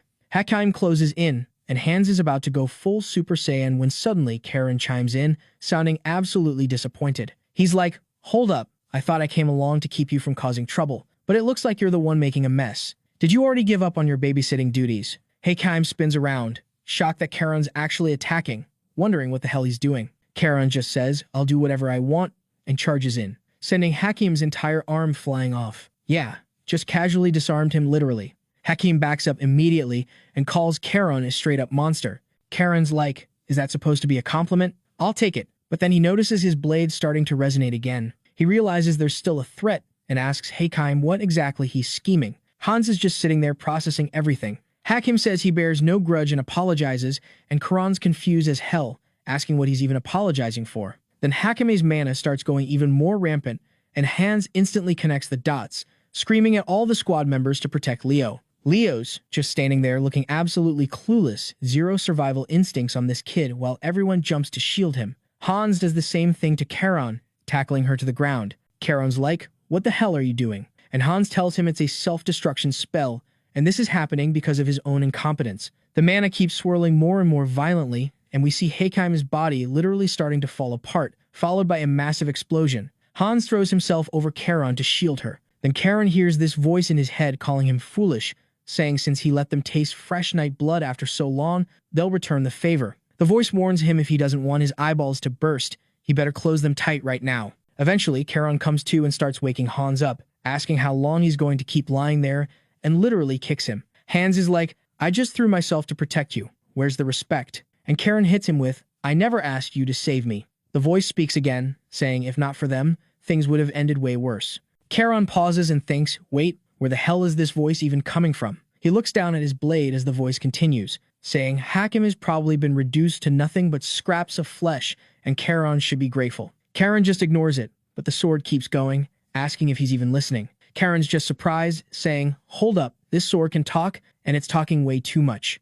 Turns out our boy had no idea he's been carrying around an ego sword this whole time. And just to put things in perspective, we get a comparison shot showing the second explosion was absolutely massive compared to the first one. Cut to a bit later, and the soldiers are helping each other crawl out of wreckage, but our boy Charon is still completely hung up on the talking sword situation. He's like, "Yeah, I've heard about this blacksmiths who lose their minds end up forging blades out of actual souls, and apparently those can talk to you." Guillotine immediately threatens him, saying if Charon compares him to that cursed sword one more time, he'll cut his damn head off. Charon fires back, asking, "If you cut my head off over something that petty, why'd you even bother saving me?" Guillotine calls him pathetic, explaining that if they hadn't wasted all their magic power saving his ass from that explosion, they would have already taken his head. Another carriage starts rolling up, and Hans immediately goes on alert, wondering if it's more enemies. But Charon says, "Nah, definitely not." Guillotine chimes in, complaining that all the magic they had stored up is completely gone and they're exhausted.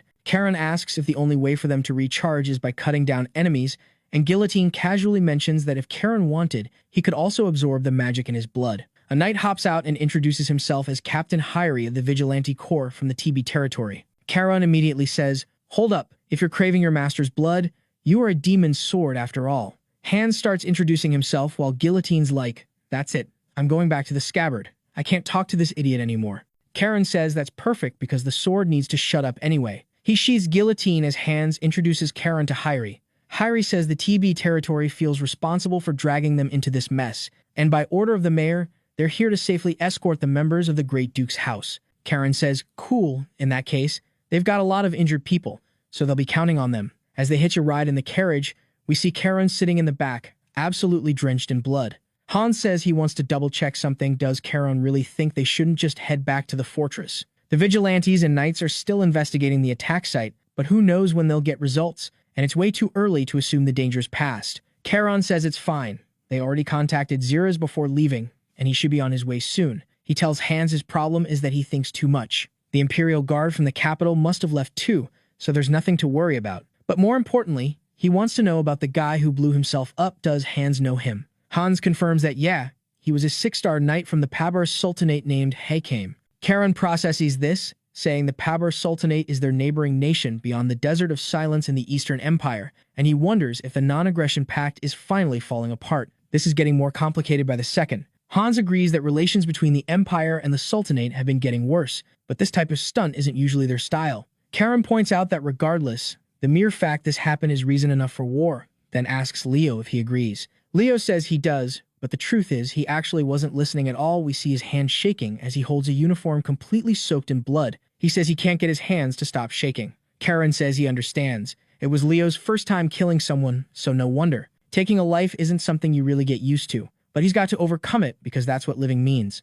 Charon agrees and then looks out at the city, saying it sure looks nice. Hans agrees. The mayor welcomes them to the territory, saying it's such a relief they made it safely. The territory will do everything possible to uncover who's behind this attack, and of course they'll fully cooperate with House Reston's investigation. He starts saying, also, but when Charon cuts him off, saying he knows they had nothing to do with the attack, Hans agrees, telling the mayor, whose name is Gren, that he can rest easy. Hans mentions Gren seems quite different from back when he was the Minister of Finance. Gren tells him not to bring that up because he regrets accepting this damn position. He apologizes for rambling in front of noble guests, and Charon tells him to speak freely. She'd rather not hear stiff formalities from an elder. Gren asks how he could possibly speak casually to someone from the Great Duke's bloodline. Charon tells him to show his sincerity by kneeling. Wait, no. Gren says he misspoke, and he'll gladly accept his kindness. Charon says good, and they should move somewhere else to continue this conversation. We see Charon pouring Gren a glass of wine, laying out his theory. They were attacked by smugglers because the attackers didn't use magic power. They used explosives that destroyed the railway,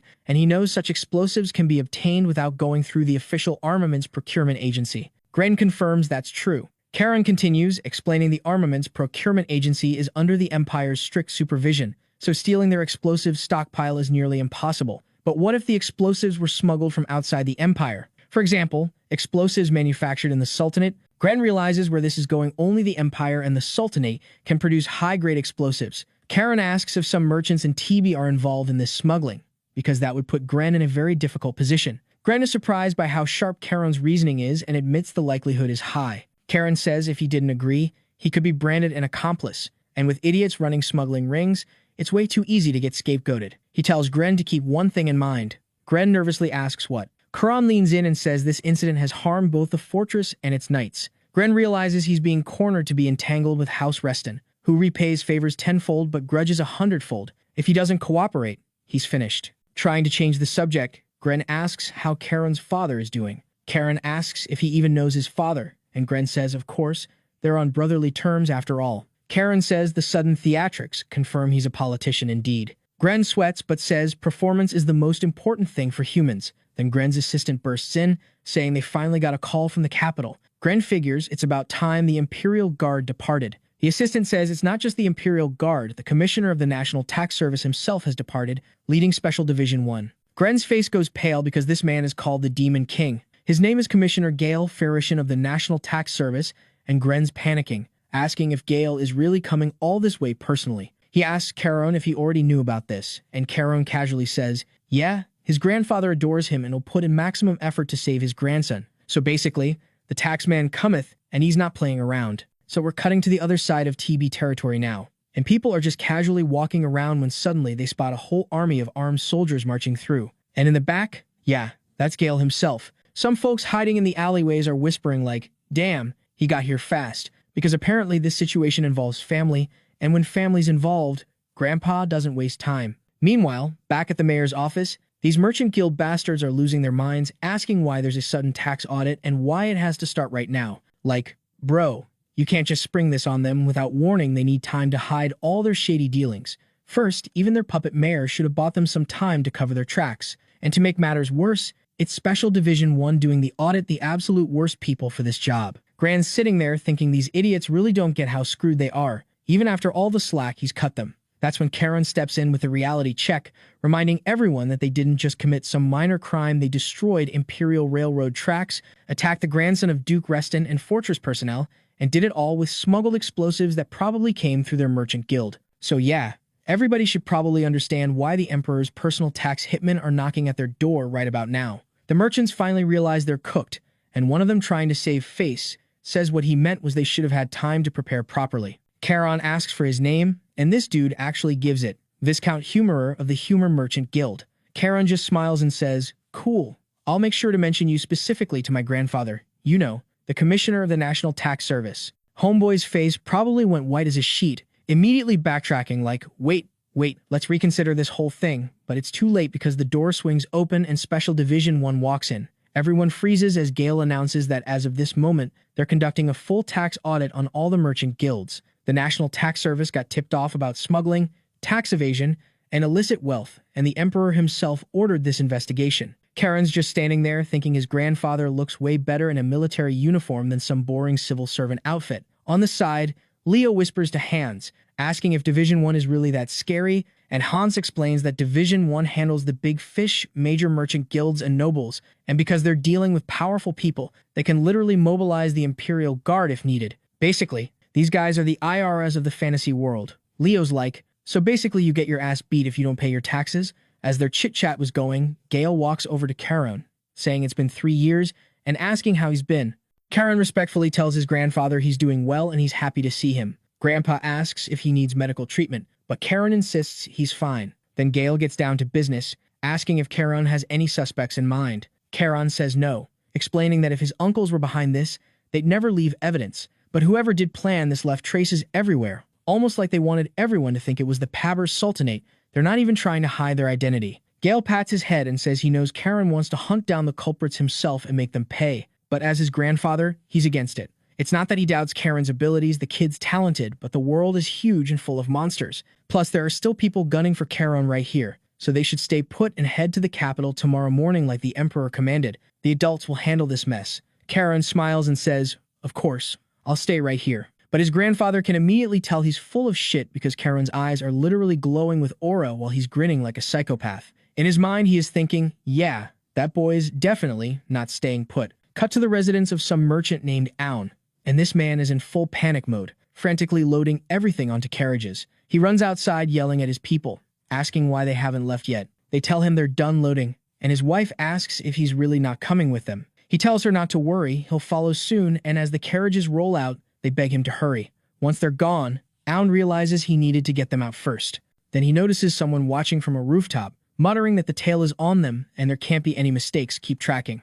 Back at Charon's place, our boy's in the middle of the night polishing guillotine, and Xeris walks in saying he can't believe Charon's out here sharpening his blade at this hour, asking if he's planning to cause trouble again. Charon fires back, asking if Xeris came all this way just to nag him. Xeris just stares at him for a second before saying he's only here because the commissioner forbade Charon from going out. Charon asks if Xeris is going to try to stop him too. Xeris says nah, He's just here to deliver orders from the head of the house. So listen up. The moment he receives this command, he needs to find the culprits and make them pay in blood for every life they took and show them exactly what the laws of the fortress are all about. Charon starts laughing, saying he was already planning on it anyway, and he'll gladly accept this mission, and immediately, Zeros knows that it's going to be a long night.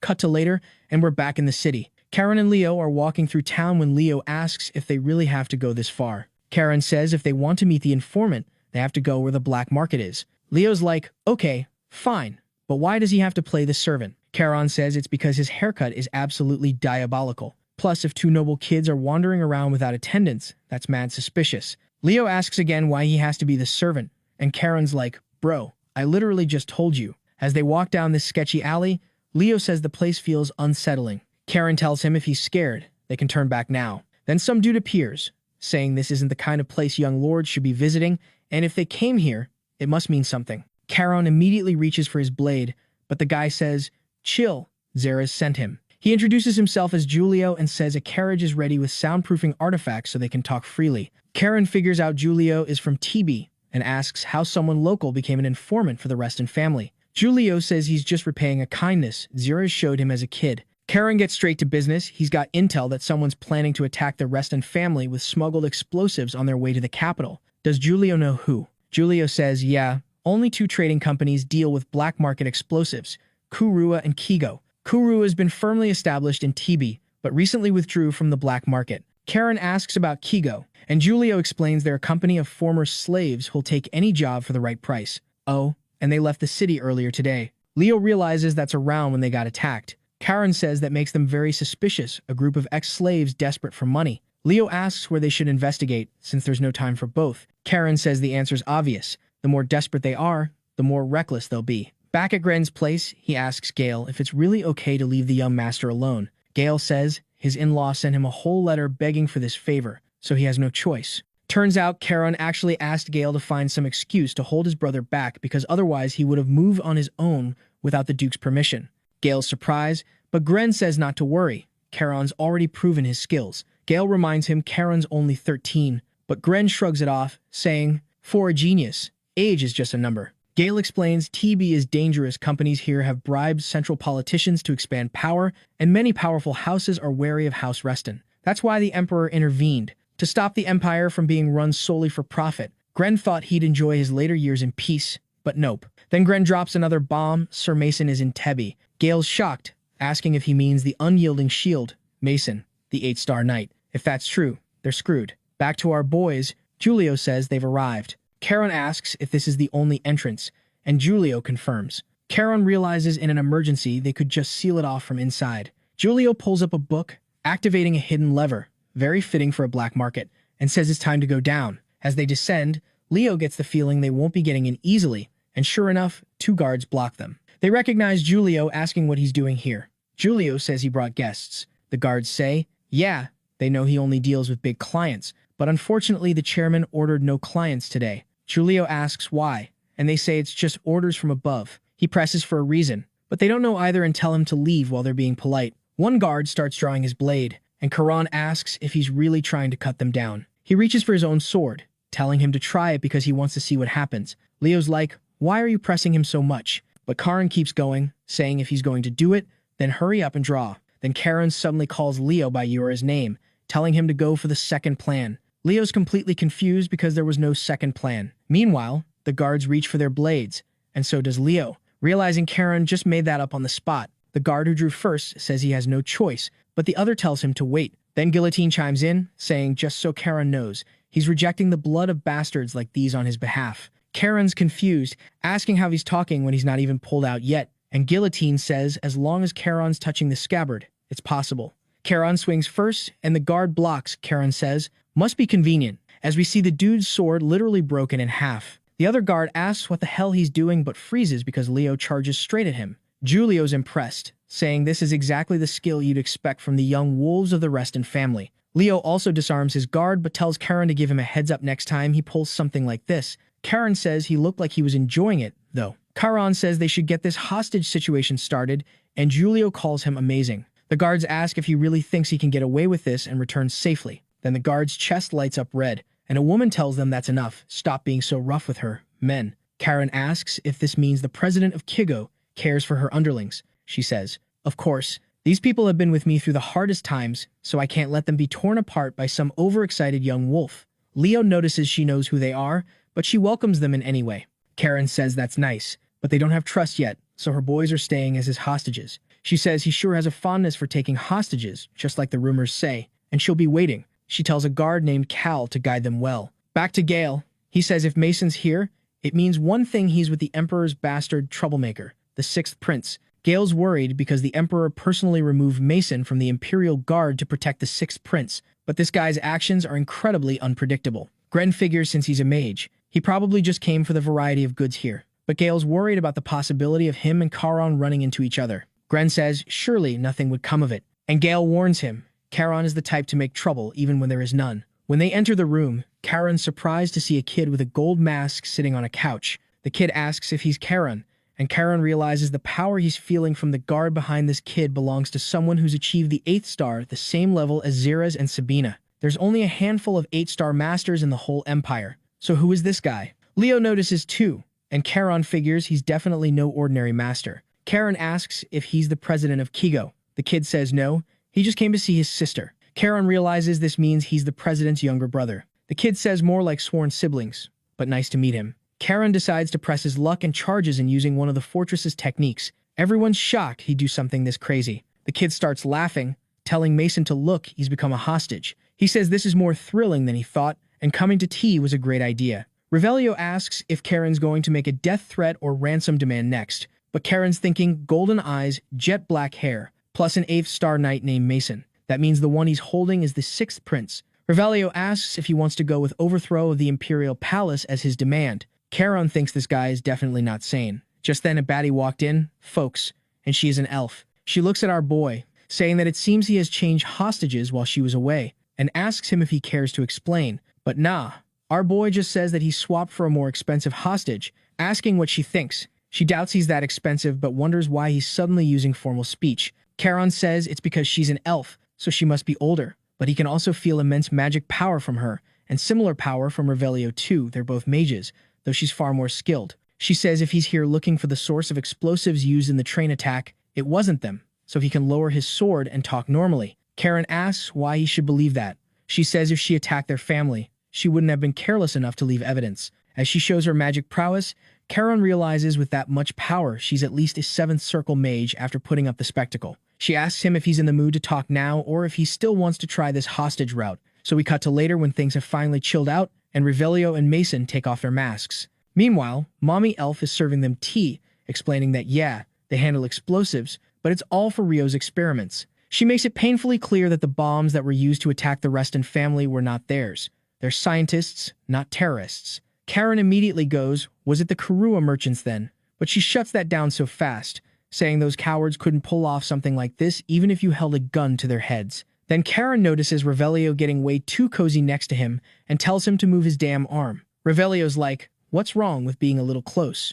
From now on, you can just call me Rio, like all my close friends do. Karen fires back with close my ass. Mason jumps in, saying Karen needs to watch his mouth around the prince, but Rio tells him to chill and stop being so uptight. Mason's having a full mental breakdown because he can't believe his brother's youngest grandson is such a brat. Meanwhile, Karen's brain is running overtime, wondering if maybe this guy knows Halo. Before things could turn uncivil, Mommy Elf cuts through all the chaos, saying it's time to get back to business, and apologizes for the late intro. Her name's Poina, and she is the president of this place, and she's honored to meet the grandsons of the continent's greatest hero, Halo. She confirms again that the explosives weren't theirs, but she knows who the actual culprit is. There's just one tiny condition. Karen's like, yeah, I figured.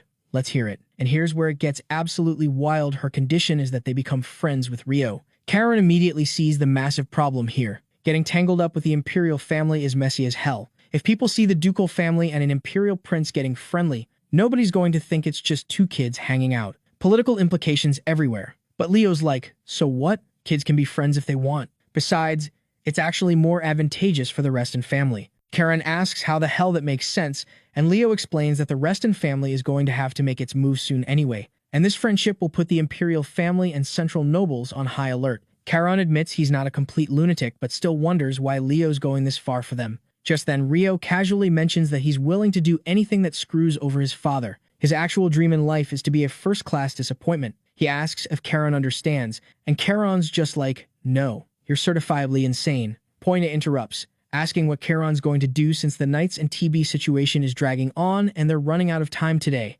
Charon's confused about what she means, so she explains that the Imperial Guards who came with Special Unit 1 have a completely different objective than what everyone thinks. Charon asks what that is, and she drops some knowledge. The grandsons of the Reston family got attacked, yet the Imperial Guards are actively trying to solve the case. She wants to know if he ever thought about why that's suspicious as hell. Charon catches on, asking if she's saying the Imperial Guards worked with the culprit. She says that depends on who the culprit actually is, but what's crystal clear is that the Imperial Guard's objective is totally different from theirs. She slides over a document with everything they've tracked on the culprit's movements and asks if he'll accept her proposal. Charon just stares at it, processing. Cut to later, where people are frantically moving boxes while this guy, Aum, watches, stressed out of his mind, wondering if they can go any faster. Through his internal panic, we learn he was supposed to get a noble title, and all the evidence against him would vanish after the attack succeeded. He's crying about how the title he yearned for was right there, and now he's the one about to be taken care of, all because those damn brats survived. But hey, at least he evacuated his family first, so maybe it's a blessing? Then some guy runs in screaming that knights are storming the place, and Aun's immediately nervous, asking if it's the Imperial Guard. Instead, we hear Charon's voice casually commenting that the Aun merchants are working hard even at night. The assistant tells Aun that's not the Imperial Guard, and Charon says it's quite the busy household. Aun recognizes him as someone from the Reston family, and Charon confirms it. Yep, he's the good-for-nothing noble that Aun tried to murder. Then Charon makes this cold observation for a man who tried to take another person's life. Aun sure seems to care an awful lot about his own family. Xeris says he brought what Charon asked for, and Charon thanks him. Then our boy holds up this bloody bag, asking Aun if he's curious about what's inside. Aun panics, asking if that's his family in there, and Charon tells him if he's so curious, he should look himself. When Aun opens it, he sees severed hands that he assumes belong to his family, and he completely breaks down. Charon slaps some sense into him, telling him to stop making a scene and asking if he really thinks those calloused, rough hands belong to his pampered family members. Aun's confused, asking whose hands they are, and then Charon delivers the twist: they belong to the assassins that Aun's business partner sent to kill his family. Aun starts crying and thanking Charon for saving his family, but Charon tells him to stop celebrating. This man conspired with murderers, planned an attack on the Reston family, and people died because of his actions. Charon only saved Aun's family because they're innocent. Aun himself is absolutely not. So now he gets to spend the rest of his life in the underground fortress prison with endless torture. Fun times. Charon tells Xeris to take him away. Back to Mommy Elf. She mentions there are tons of rumors about the Emperor's failing health and wants to know from Leo what the actual situation is in the capital. Leo says it's complete chaos among the nobles. Only the old warmongers are having a field day, and the internal conflict with the Imperial Guards is getting worse. She notes that the clash between those who sided with the warmongers and those who haven't is intensifying. But thanks to her, Leo's gained a reliable supporter. He thanks her and confidently says that Charon is definitely on his side now because of his charms. Poina points out he wasn't like this when they first met, and Rio admits that's true. He explains that as soon as he arrived in TB territory after barely escaping internal strife, his mother was assassinated. If Mason hadn't been there, Leo probably would have followed her in death. If he hadn't met her in the city, he never would have learned magic. Just as the two of them shaped who he is today, Charon will also become an important person in his future. Back at the mayor's place, Gale is asking what the hell all this means. Gren says that publicly announcing the facts of the attacks and investigation details is too much. Gale agrees, saying if this gets out, it'll destroy the family's prestige, and asks if Gren's really okay with that. Gren wants to know if Charon's going to be held responsible for this mess. Charon says this isn't something he needs to take responsibility for. This is to make sure those behind the scenes can't even think about covering it up. Plus, Gren comes out looking like a righteous mayor who stands against injustice. So it's a win-win. Xeris remembers Halo telling him to let Charon do whatever he wants, and even though he has no clue what Charon's planning, since it's his master's order, he can't go against it. So everyone's just going to have to trust Charon on this one and see where this ride goes. Meanwhile, back at the Reston mansion, the butler walks in and tells Halo, "Yo, Charon sent a message." Halo's reading it like, wait, this little psycho wants to go public with everything? The investigation, the damages, all the dirty details. And the butler's just like, yup, that's exactly what he wants to do. Then Pale walks in, asking if someone called for him, and Halo fills him in on Charon's crazy plan. He mentions the council already promised full cooperation to prevent future terrorist attacks, then turns to Pale and asks, "So what do you think about your son's master plan?" Pale reads through it, and immediately his eyes go wide because he sees what Charon's really doing here. This isn't just about revenge. This kid's about to completely destroy the political balance in TB. They're essentially giving real power back to a mayor who's been nothing but a glorified mascot this whole time. Halo nods, saying, yeah, these councilmen have been running this city like their personal playground for decades. But now everyone's going to know one of them literally funded a terrorist attack on the Reston family. That's game over for their reputation. He admits Charon's a reckless little brat who from time to time gives him reasons to have heart attacks. But damn, the kid got his revenge and boosted the family's political influence in one move. But Pale's not celebrating yet. He reminds Halo that Charon is 13 years old. They're putting the weight of political warfare on a child who should be worried about homework, not dismantling power structures. Halo just smirks and throws it back at him, saying, weren't you the one who told me to have faith in my son? You said, trust him. Let him walk his own path, he continues. A wolf must walk a wolf's path. And yeah, I know you're getting cold feet watching your kid take his first steps into the wild, but maybe stick to your own advice and trust him till the end. Pale reluctantly agrees, and Halo gets this dangerous look in his eyes, saying this whole situation should send a nice clear message to everyone in the capital, especially those power-hungry Imperial Guard bastards. He adds that if someone else were handling this investigation, heads would literally be rolling in the streets right now. Then he tells Pale to buckle up and prepare for the storm, because it's time for House Reston to make its move again.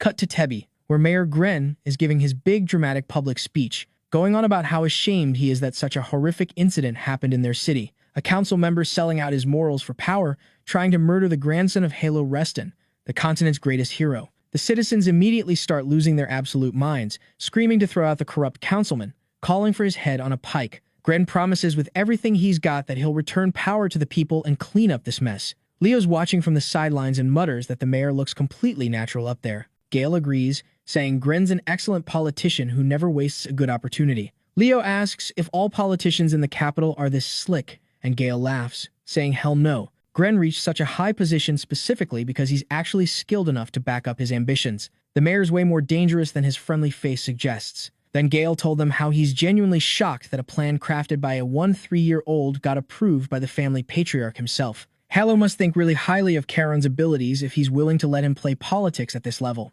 At this rate, the kid might even get included in the line of succession. Whether that's going to be a blessing or a curse, only time will tell. Charon turns to Gale, looking a bit guilty, and asks if he's okay, since he got dragged into Reston family business. He mentions his mother told him Gale hates mixing personal interests with public duties, and he's worried he made him compromise his principles.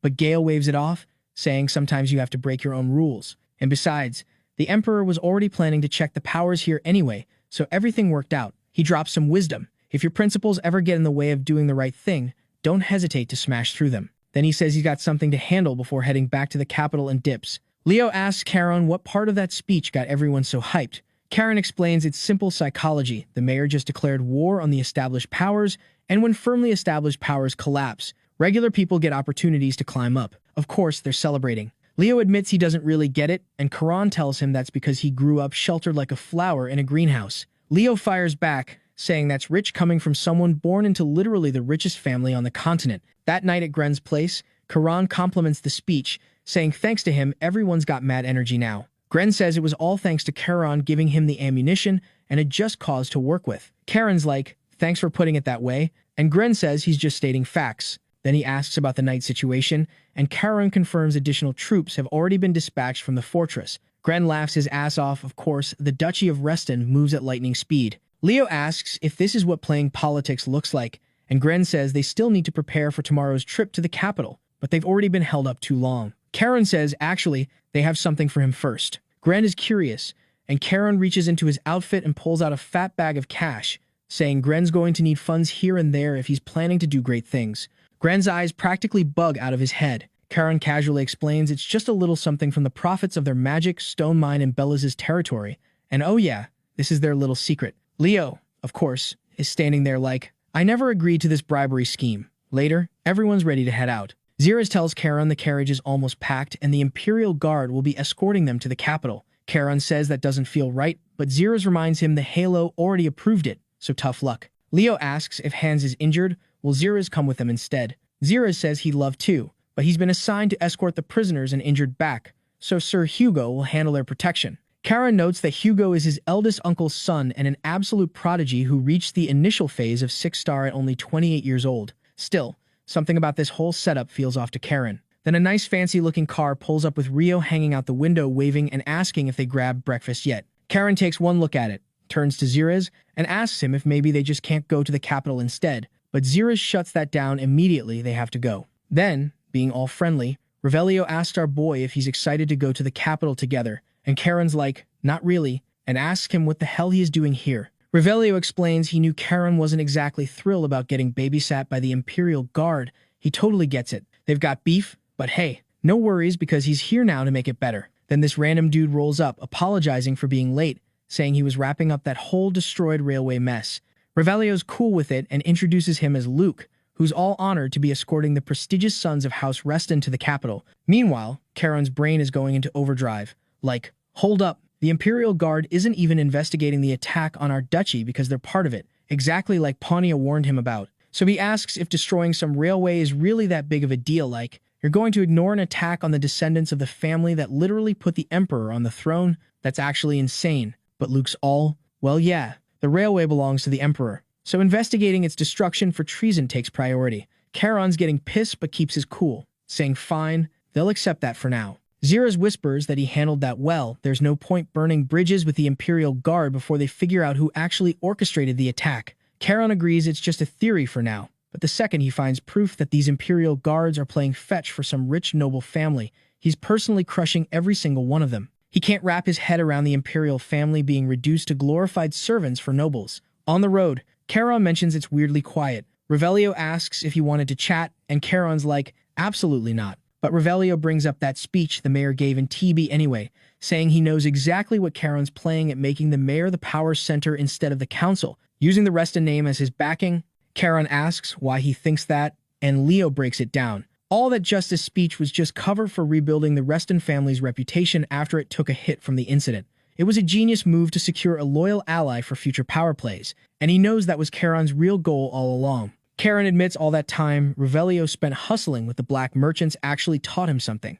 Revelio says, well, yeah, he came up from the streets and went through hell just to survive, so of course he'd pick up on this stuff. Then Leo hears something from his pocket, and when he checks, it's Pontia asking if the trip's going well. He says yeah, but it's low-key frustrating since Charon's completely ignoring him. She tells him not to bicker too much since they're supposed to be friends. Charon immediately goes, we're not though, and asks what happened to their deal. He points out he never actually agreed to anything. He needs to hear the conditions first. She laughs, saying okay, he got her there, but he should seriously consider it since her proposal benefits him too.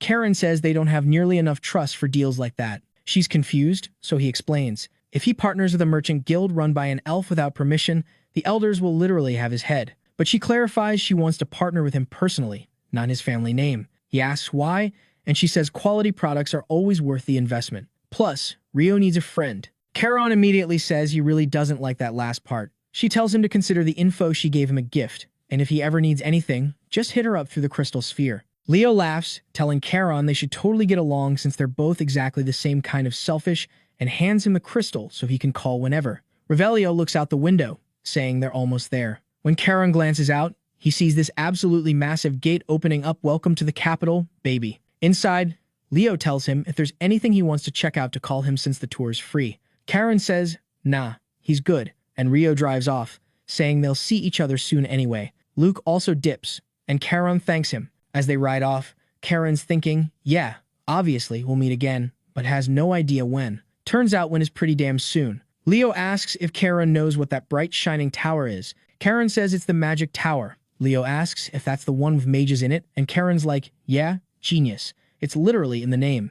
Leo says it looks sick, and Charon agrees, noting the mages dropped an absolute fortune on it. The magic tower's finally starting to feel legit now that it's in the capital. He smiles, saying this is no different from him returning to his own grave. Hugo then says it's about time, and when they spin around, they're completely shook that they didn't even sense him standing there. Leo starts absolutely freaking out, and Charon realizes he couldn't detect Hugo's presence at all. This dude's level is definitely up there. This is one of those people they call the greatest geniuses of the Empire. Hugo says they've had a long journey, and they've done well. Hugo's standing there saying, if he's not mistaken, this is their first actual face-to-face meeting.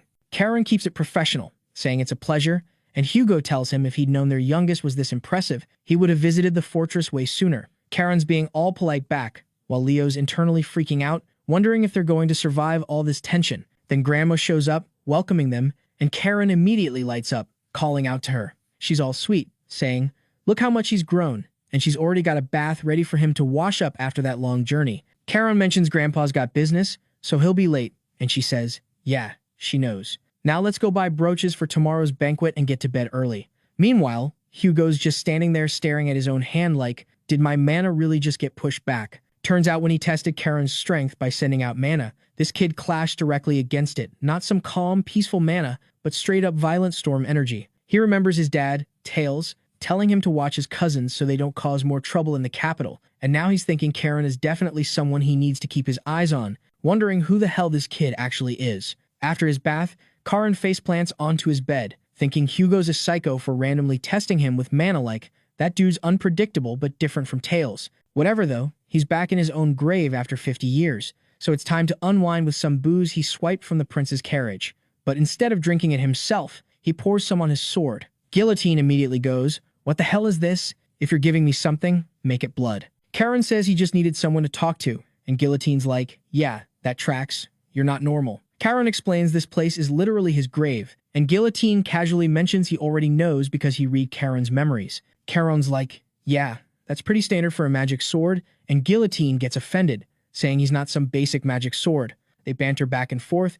Guillotine wants to find whoever turned him into a sword and cut their head off 1,000 times. Karen points out he can only do that once. Karen says he needs to figure out the real meaning behind his second life since it should have been impossible without some massive power making it happen. Guillotine asks for more booze, so Karen pours his sentient sword homie another round because apparently that's his life now. The next morning they're out in the capital streets, and Leo's acting like a total tourist. Karen tells him he's embarrassing, and Hugo agrees, saying Leo needs to maintain dignity as a Reston and for the love of God fix that tragic haircut. He also tells Karen to be respectful to Leo in public for the family's honor. Karen asks if that means he can be casual with Hugo when they're alone, and Hugo immediately dodges by saying they're almost at the shop. Then Karen spots a clothing store and wants to stop. Hugo's confused because this place makes clothes for the elderly, and even Leo roasts him for being old-fashioned. Karen defends himself, saying trends are cyclical and always come back, then fires back, asking what Leo would even know about fashion. Inside,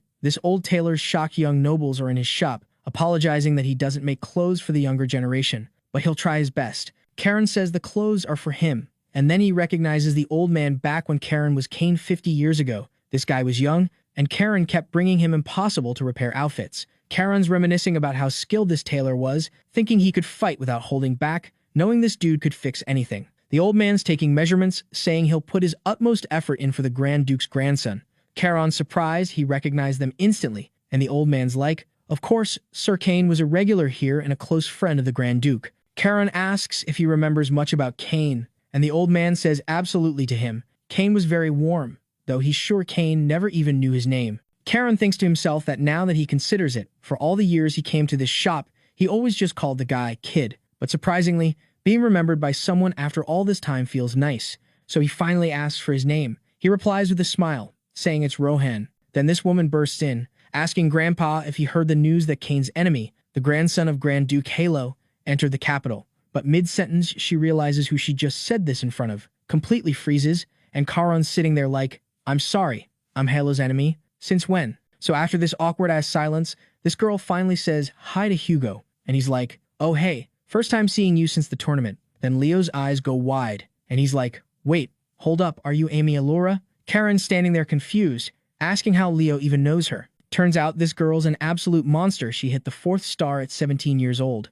So now Karen's just standing there like, why is everyone around me a damn genius? Meanwhile, Hugo gets all embarrassed and apologizes for Karen before properly introducing her as Amy Allura of the Imperial Guard. Karen starts to introduce himself, but Amy cuts him off, going, yeah, I already know you're Karen Reston. And then she walks up to Leo, who's blushing like he just met his celebrity crush. Karen's wondering how the hell she knows all their names, and she casually mentions the seniors escorting them told her everything. Hearing that, Leo's like, that's the only reason.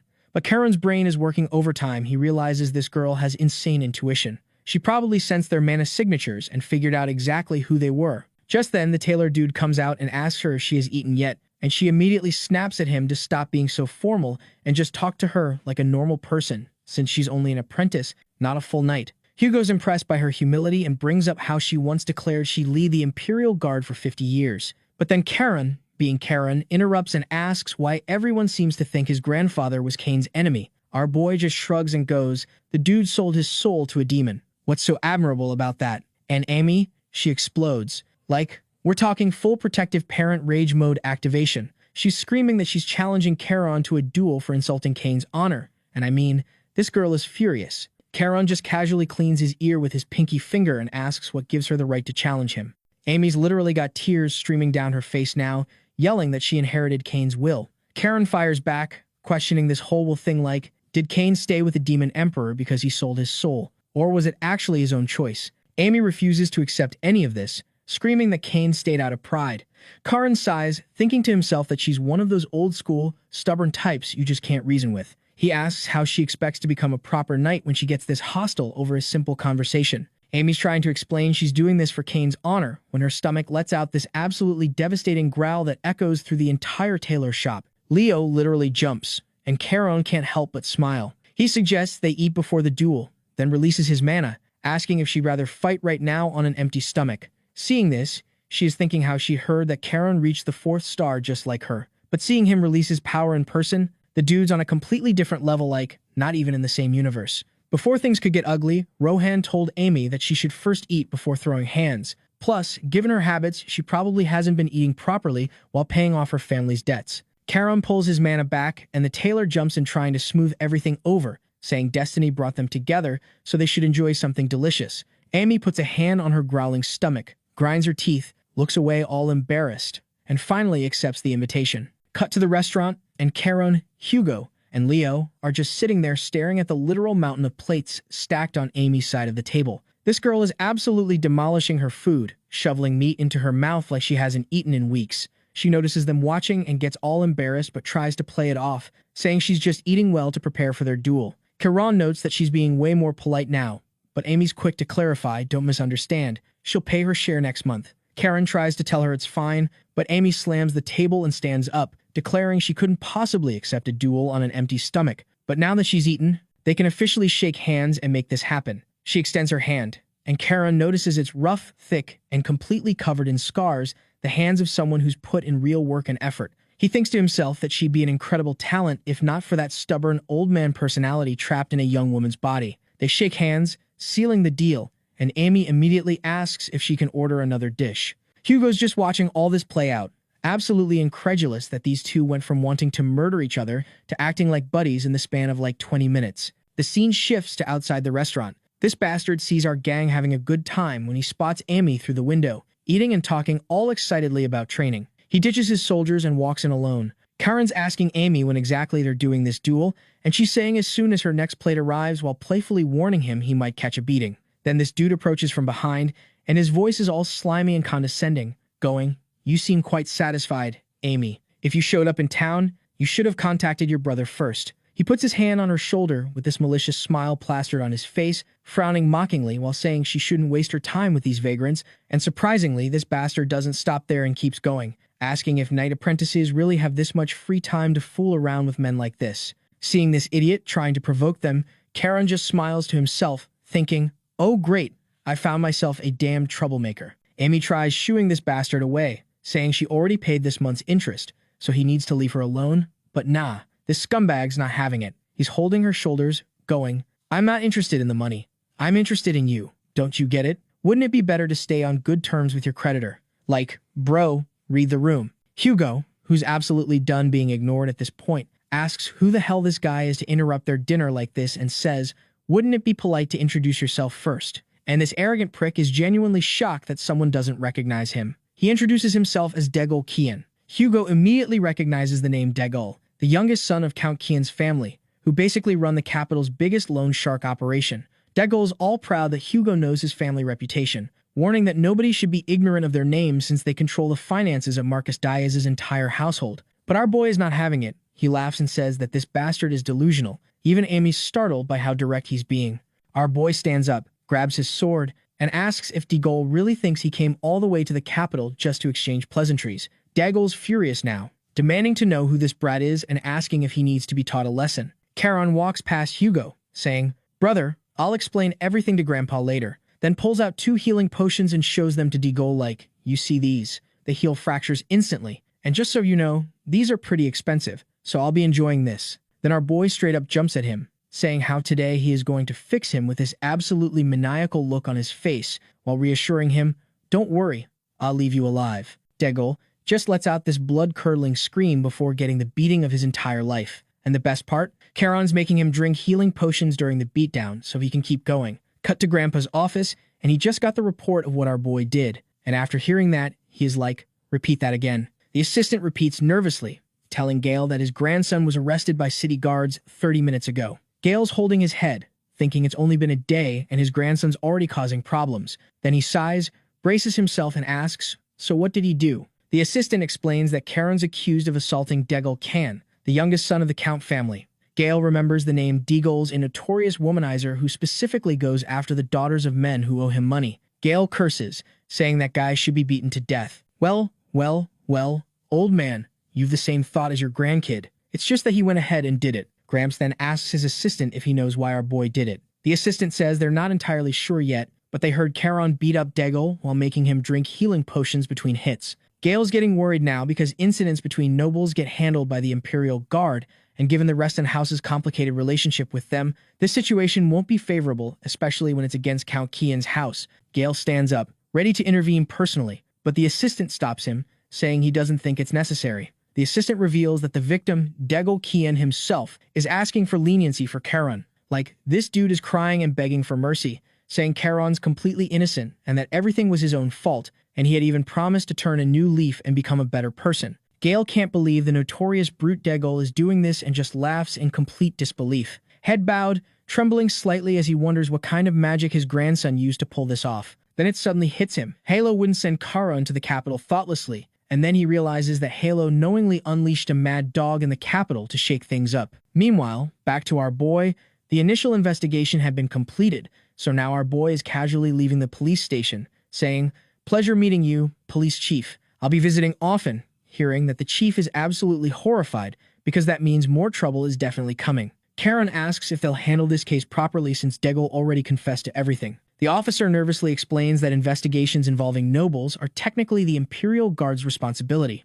Charon just shrugs and says he'll ask his grandfather about it then. Hearing that Halo will be getting involved, the officer is already scared. But then Charon adds with this innocent smile, "Oh, I could also ask my maternal grandfather too if needed." The officer, who's now opening the gates to let Charon out, nervously asks what that grandfather's name is. Charon smiles all sweet, "Sir Gale, the tax commissioner. Why do you ask?" The officer becomes even more terrified, practically shouting, "I will do my best to handle this case." Outside, Hugo, Leo, and Amy are waiting for him. Hugo asks what kind of conversation could have possibly made the officer that scared. Charon humbly jokes that maybe it's just proper incentive to ensure justice gets done. Hugo sighs, saying since the case is apparently closed, he won't hold Charon responsible for this incident, but next time could he at least give him a heads up first. Hugo's internally thinking this kid absolutely cannot be controlled. Trying to control him would just cause more problems down the line. Charon agrees to notify him next time, and Hugo thanks him for understanding. So now Hugo's standing there thinking, how could Uncle Pale, who's so polite and respectful, have raised such an absolutely crazy son? Like, what happened in that household? Charon walks over to join Leo and Amy immediately apologizes for getting him involved in all this mess, offering to buy him tea as compensation. As Amy guides them toward the tea shop, Hugo's thinking about his father's orders and wondering what the hell he's supposed to do when Charon doesn't just get involved in incidents, but actively causes them himself. He's even considering stopping by the magic tower to pick up some magic ropes to control this maniac before things get worse. So the squad pulls up to the coffee shop, and the second Charon sits down, the staff starts bringing out biscuits, tea, cakes, literally the entire dessert menu. Charon's staring at this sugar bomb like, "Bruh, where's the actual food?" Meanwhile, Leo's practically bouncing in his seat, and Amy notices Charon's looking kind of different and asks him if he doesn't like the sweets. Our boy tries being polite about it, saying, "It's not like that." But just then the owner comes over with another tray of cakes, grinning ear to ear, and tells the gang to eat as much as they want. Charon's looking at Mount Diabetes forming on his table and going, "Yo, shopkeeper, isn't this a bit excessive?" But this man is not taking no for an answer. He leans in all hype because apparently word spread through town like wildfire.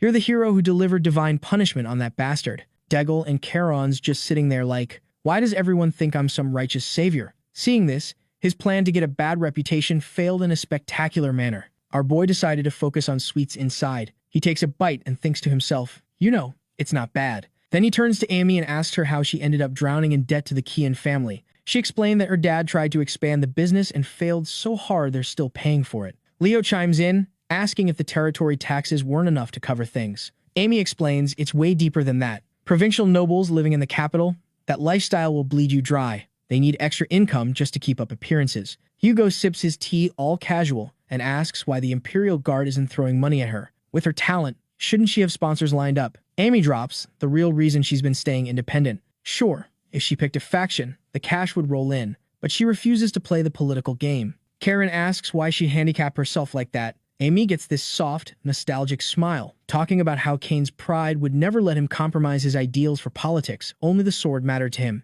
Meanwhile, Kane's sitting right there thinking, girl, you got me all the way wrong. It wasn't pride keeping him neutral, it was pure survival instinct. Then Charon just casually drops the bomb. So if I clear your debt, will you come with me? Leo and Hugo immediately do a spit take, and Amy's just confused. Leo then turns to Charon, saying, how, even for him, is that messed up? Charon's like, huh. Then Leo goes into full lecture mode, saying that paying off someone's debt to make them your woman is the same scummy move Deagle would pull. Charon damn near lunges across the table to strangle him. When the hell did I say that, you moron? Hugo wipes his mouth, all serious and disappointed, saying how Miss Amy may not be a knight yet, but disrespecting someone's honor like that isn't right. Charon slams the table hard enough to rattle the teacups. I'm asking if she wants to join the Herring Knights Order. Leo sighs and tells him not to change his words now that he has gotten caught. They start arguing while Amy's covering her mouth, trying not to crack up. It's genuinely the first time she's smiled like this in forever. Once the chaos dies down, Amy thanks him but politely declines. Charon's caught off guard. Wait, so you actually want to stay in the Imperial Guard and fix it from the inside? She nods with this dreamy, idealistic look and says how if Sir Kane were alive, he'd give the same answer. Kane's internally screaming, woman, you have completely misunderstood my entire personality. He wasn't some noble idealist fighting for justice, but he recognizes her type's stubborn, principled people who'll stay loyal to a sinking ship until it drags them under. During the war, he literally ordered his knights to abandon him and save themselves. Every single one refused and wanted to die fighting beside him instead. They bounce from the cafe. Amy asks about the duel situation. Charon says it's too late now. He'll just have his grandfather arrange an official match instead. The Herring trio says their goodbyes, with Leo especially hyped about meeting her. As Charon's walking away, Amy yells after him, Charon, next time, speak formally to me. I'm older, so I'm your Nuna. Charon doesn't even turn around and replies, I only respect people stronger than me. You want respect? Beat me to hearing that. Amy's grinning to herself as she walks off thinking, bet, challenge accepted. Back at the residence, Charon gets a call. Xeraz's voice immediately comes through sounding stressed, asking him what the hell was he thinking, hitting Count's son. Charon's completely unbothered. It fixed the villain problem. Violence works every time. Xeraz didn't expect him to go that nuclear, especially with Hugo standing right there as a witness. Charon reveals that surprisingly, he and Hugo are actually cool now they're getting along. Xeraz sounds relieved through the crystal ball, saying how the victim asked for leniency, so there's no major fallout. But Charon's now on the radar of half the noble families in the capital. I swear I've told you this 1,000 times already. He tells Charon to show up at the palace tomorrow and makes him promise he'll behave in front of the emperor. Charon goes, I swear on my father's honor. Xeraz pauses, suspicious. Why your father's honor and not your own? Charon's response is instant and shameless, because I don't have any. Charon mentions he tried recruiting Amy from the Imperial Guard. Xeraz knows exactly who she is, and she asks him how it went. Charon told him how she rejected him flat. Xeraz calls it a shame, saying how the Imperial Guard would be lucky to keep her. Then Charon asks to speak with the family head directly, saying that it is something he needs to discuss with Halo personally. After a bit, Halo's voice comes through, asking our boy if he called for him. Our boy replies, yes, my lord. Seeing that Charon used the formal title, Halo immediately knows this is official business. He's concerned but tells him to go ahead. Charon gets straight to it. He wants to hold an official match against the Imperial Guard. Halo crosses his arms. Why? Charon reminds him they've always competed with the Herring Knights, so now he wants to test himself against the Guard directly. Halo goes quiet for a second, thinking, is that really all you want? Charon nods. Halo agrees but drops a condition that's non-negotiable. Until you meet the Emperor and the royal banquet ends, you don't cause a single problem. Charon agrees to the terms. Halo warns him to watch his behavior at the palace. Charon figures keeping his mouth shut for one day won't kill him. It's not like he's actively trying to cause chaos anyway. After all, this place is his grave too, might as well not disrespect it. Cut to the next day. Zirez knocks on Halo's door. Halo tells him to come in. Zirez reports he sent that official letter to the Imperial Guard like Charon requested. Halo asks what the response was. Zirez goes. They accept it instantly. Halo's already connecting the dots. The Duke's grandson sends a challenge. Obviously, they're going to take it seriously and prep like their lives depend on it. Zirez looks confused. Are you actually worried? Halo sighs heavily. Worried about that kid?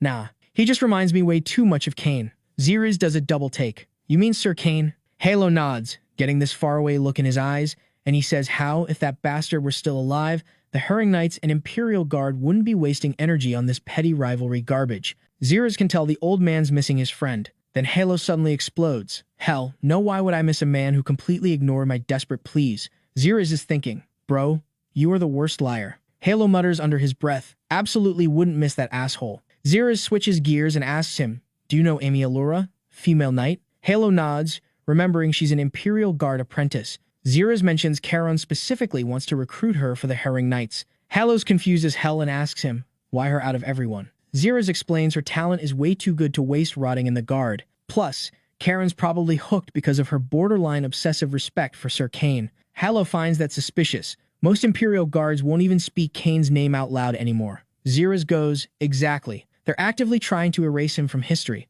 If you hadn't fought them tooth and nail on it, he'd be remembered as the worst villain in history. Halo wonders what about this caught Charon's radar. Zirez reminds him Charon's always been weirdly interested in Sir Kane's story. About Amy's family background, Halo asks if Zirez dug up anything. And yep, he did. Zirez ran a full investigation. They're a modest provincial noble family. Nothing remarkable, except one detail. 50 years ago, they changed their family name from AKT to Allura. Hearing that, Halo completely freezes. He knows the AKT family very well. Cut to the capital streets, where people are losing their minds chanting our boy's name and their family name. Inside the carriage, Leo asks our boy if he is embarrassed. Charon's like, why the hell would I be? Leo gestures at the massive crowds cheering for them. Charon shrugs it off and explains that they're not doing this for us. Leo's confused and asks him, then who's this for? Charon told him that the nobles are trying to puppet the emperor, obviously. Leo's brain is lagging, trying to process the politics.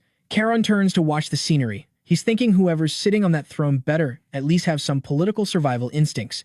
Cut to some time later, they exit the carriage and immediately run into a familiar face. Sir Luke's there to greet them, acting all honored that Charon even remembers who he is. Charon couldn't care less about the flattery. Luke explains they can't enter the palace armed and asks for their cooperation. Another knight standing there with a bag for collecting weapons. While dropping his sword in, Charon casually mentions to Leo, did you know Grandpa already broke this exact rule once? Leo's intrigued. When? Charon smiles that troublemaker smile. 50 years ago. Leo's still processing, trying to figure out what the hell happened back then. The guards, though, they caught that reference immediately. Their faces go pale and grim. Charon's grinning like an absolute demon when Leo finally realizes and starts panicking. Are you insane? Why would you bring that up right now? Meanwhile, Luke told our boy to watch his words before the Emperor. Charon just casually goes, yeah, I'll keep that in mind. They're still chatting when suddenly the guard next to them straight up collapses. Luke spots the sword on the floor with the blade slightly exposed. He's shocked senseless by the aura radiating off it. Charon just comments all casual. My sword's a little temperamental. He flashes that nasty smile and tells them, you better handle it with care. But nah, Luke doesn't entertain him at all and tells him that he'll personally escort them to the main hall. They enter the palace proper. Luke and two knights walk alongside Leo and Charon across this golden carpet. Leo's looking around in awe and goes, the royal palace is seriously extravagant, isn't it? But Charon doesn't say anything, seeing that his troublesome brother, who always has something to say, is staying quiet. Leo starts getting concerned. He looks at our boy and notices the mana actively leaking out of him. He looks at the knights, surprised they haven't sensed it yet. Then he catches Charon's expression, and Leo's never seen him look like that before. He doesn't look angry or annoyed. Leo remembers Mommy Sabina's warning to pay close attention to Charon's emotions, but right now, he can't read him at all. Charon's staring at these castle corridors, and they're triggering memories he'd rather forget. Right here, 50 years ago, flames consumed everything, his body covered in wounds, a sword impaled through his chest, death approaching. Charon closes his eyes hard. He needs to stop spiraling. There's still way too much left to do. They reach a massive door. A butler stops them in their tracks, saying, this is His Majesty's court, so they'll have to state their identities. Luke steps forward professionally. They are honorary guests of His Majesty, the grandsons of the Reston ducal house. After the formalities are done, the gate opens, and the butler announces their entrance. Entering the chamber, our boy is thinking to himself how he is curious to see what the heir of the Tyrant King looks like. So Charon walks into this massive imperial hall, and there's some dude in a fancy white cloak with his back turned, addressing everyone. Charon's standing there confused as hell because he has no idea who this guy is. Then the man turns around and tells them that the emperor is basically dying in bed right now. He can't make it. He's super sorry though and wanted me to tell you that. So don't get it twisted. I'm just the messenger here. And bro, it's not just some random messenger. It's the crown prince himself, Yorn Carrion. The moment Charon realizes this, he immediately drops to his knees and gives his greeting to him. Meanwhile, Leo's just standing there all confused, but then he quickly copies his brother and says how it's an honor to meet him. The prince looks down at them with these intense orange eyes and goes, I heard about what you boys did at the Bellis Barony. Truly fitting for the grandsons of a hero. Charon's trying to stay humble, saying he just did what needed to be done. But internally, man's having a whole crisis. He's thinking, you've got to be kidding me. This dude looks exactly like the old emperor, the one who literally sold his soul. Like, same facial expressions, same creepy gaze, everything. Charon's desperately trying to convince himself they only look alike because they're grandfather and grandson, nothing more. He's actively pushing away any thoughts that Yorn might be just as twisted as the previous emperor. Then the crown prince switches topics and casually mentions, oh, I heard you became close with Rio, and says how it's great that the duke's grandsons are friends with him. And Charon? Man's internally grinding his teeth just hearing that name. But Leo, being the diplomatic one, quickly corrects him, saying how they are merely acquaintances. Charon's brain is screaming at his brother. Do you think that was a compliment, you idiot? Charon recovers fast, though, and plays it smooth. I thank your highness for overestimating us so much. I'll make sure to honor the Reston House's friendship and maintain good relations with the sixth prince. Hearing that the crown prince goes dead silent, clearly thinking hard about what Charon just said. And Charon, man's smiling, satisfied with his political chess move. Meanwhile, Leo's looking back and forth between them, completely lost because he doesn't understand politics at all. Eventually, the crown prince just nods and changes the subject and tells them how tonight's banquet is in their honor and tells them to enjoy it well. The brothers thank him in unison, and as they're leaving, Yorn recommends they rest until the party starts. Once they're gone, the prince is left alone to process everything, contributing to friendship with the royal family by being little friends with that brat Rio. He finally forms his opinion about Charon. He really is as amusing as the rumors say. The butler guides them to their rooms, mentioning their swords have been safely stored there. Once they're alone in front of the fireplace, Leo breaks the silence because he's still confused about something. Our grandfather overthrew the emperor who sold his soul, right? Charon tells him to continue. Leo's sweating bullets now, barely able to get the words out. But the current emperor is the son of that emperor, right? Charon immediately warns him to watch his mouth in the palace. His sword starts mocking him lightly, so Charon tells it to check if there's any listening magic in the room. The sword's already done it and found nothing, but it's annoyed about being used as a detection device. Now that Charon knows they can talk freely, he explains, normally it would be weird, yeah, but the new emperor actually participated in the revolution himself. That's why our grandfather's justifications are even stronger. Leo's mind is blown, and he asks why the imperial family doesn't like them when they literally helped them take power. Charon flips the question back. Why do you think that? Leo admits he doesn't know, but something felt off about how the crown prince acted toward them. Charon's actually impressed his brothers developing some political awareness, though he does admit, when you called us friends with the sixth prince earlier, I really wanted to smack you. But yeah, he noticed the hostility too. They're both sitting there trying to figure out what's going on when suddenly the door bursts open with the answer. Because your maternal family is the Marquis Diaz family. It's the sixth prince, Rio, barging in all excited and asking them how they are doing before complimenting them, saying how they look quite decent in formal clothes. Leo immediately goes on alert, while Charon's just thinking his night officially got worse. Before Leo can even stand to greet him properly, Rio stops him, saying that there is no need for things like these between friends. He grabs an apple from the fruit tray and starts tossing it up casually while explaining, since your mother's family is the Marquis Diaz's, it's obvious the imperial family wouldn't like the Reston House. He reminds them what he said before. Like it or not, the Reston House will have to make a move soon. Charon can tell Rio's holding something back from them. Rio tells them to think of it as an imperial tradition and takes a bite of the apple. Isn't it obvious? The tradition of the son overthrowing the father and taking the throne. Charon watches the prince closely as he frowns. Rio gets comfortable and keeps dropping cryptic bombs. The timing isn't really perfect. Even the county of Kiel is benefiting from the Marquis of Diaz's influence, and then adds how all the capital's nobles are showing up tonight. And thanks to you too, the banquet will be even more vivid. Rio's clearly enjoying himself, while Charon's getting more suspicious. He stands up and asks him what he is getting at. Rio grins and asks, you want to cause some great chaos, don't you? Charon fires back, you're the one who wants to make things wild. The prince doesn't even deny it. I can set a scene for you to do whatever you want. Are you interested? Will you join me? Charon stays silent for a moment before finally asking Rio to explain his plan. Rio just laughs while Leo's sitting there feeling like they're walking straight into a trap. He's thinking they must be joking about causing chaos at an imperial banquet. Right?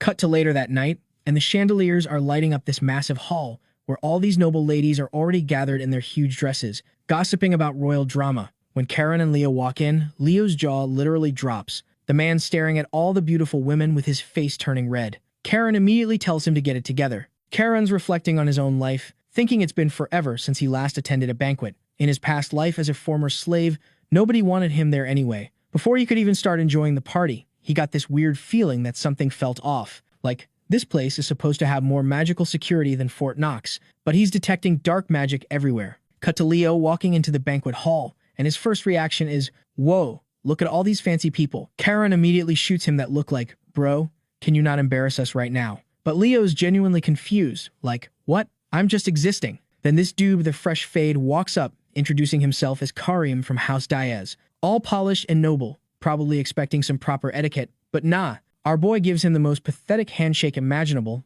like zero effort, doesn't even make eye contact, and this dude is absolutely furious because of this. In his mind, he is like, "Did this backwater nobody really just disrespect me?" Leo quickly jumps in doing damage control, making up excuses that Charon's just nervous since it's his first big event. Kareem's clearly not convinced but decides to take the high road, thanking them for handling some bandit situation his dad mentioned. Then, out of absolutely nowhere, this voice booms across the hall. "Wow, still out there risking your lives for His Majesty's people, such loyalty, unlike these capital nobles who just suck up for power and titles." The entire room goes silent. Everyone turns to see the sixth prince just casually throwing shade at maximum volume. Rio's standing there with his usual grin, fully aware he just started beef at a formal event. Kareem immediately bows, but internally he's screaming because this half-blood prince is wilding out, and he even told Rio how this is an assembly of nobles loyal to His Majesty and that he should watch his words. Rio just shrugs like, "Whoops, my bad," but you know he meant every word.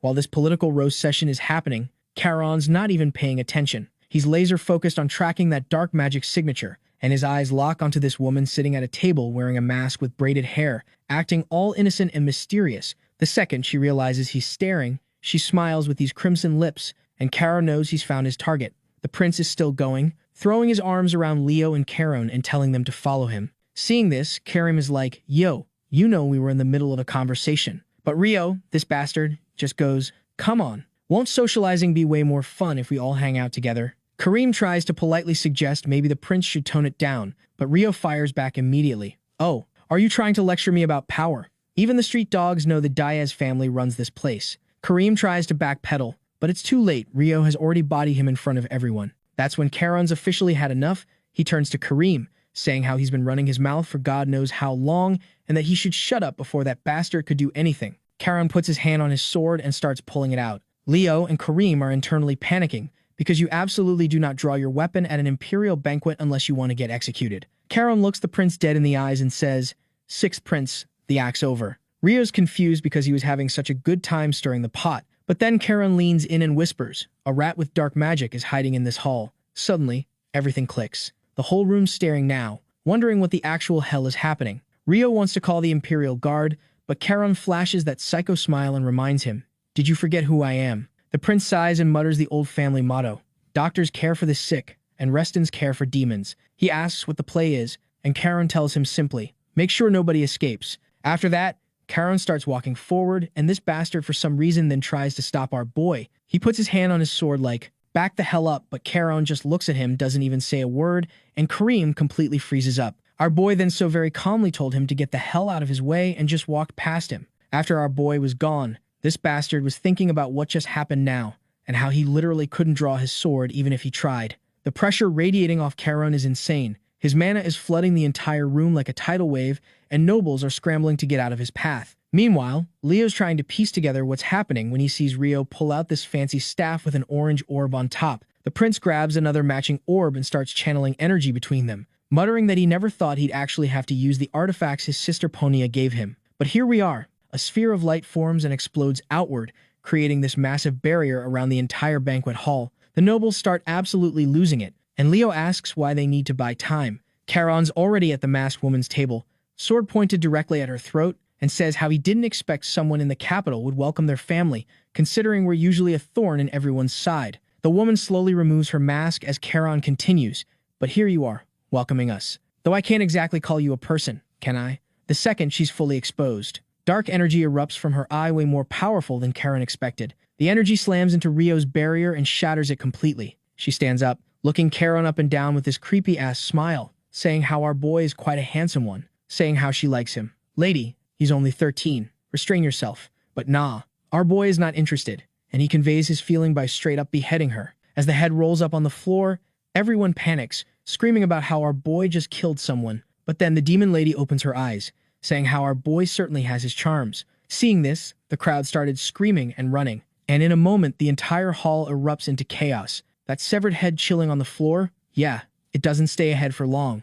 It starts distorting and transforms into a bouquet of black roses that explodes into petals, scattering everywhere. Charon's eyes narrow, tracking every single petal, trying to figure out what kind of nightmare this is. Before he can even react, the petals swirl behind him and reform into the woman's full body, except now she's showing her true demonic form. She's casually checking herself out, going, the regeneration wasn't perfect. This sword actually devoured my mana. I didn't know the Reston family had something like this. Charon grips his sword tighter, absolutely pissed that she just exposed his weapon's secrets to everyone in the room. He tells her how lucky she is, adding that if he were just a little bit stronger, she wouldn't even be standing there running her mouth. The demon lady licks her fingers all creepy-like and fires back, saying how, if she had things her way, she would have already devoured our boy whole. Then she goes, "Well, why not?" and straight up launches herself at him. Charon releases his aura, instantly calculating that he cannot take a direct hit from this thing. He dodges at the last second, but he's a split second too slow, and the demoness nicks him on the neck.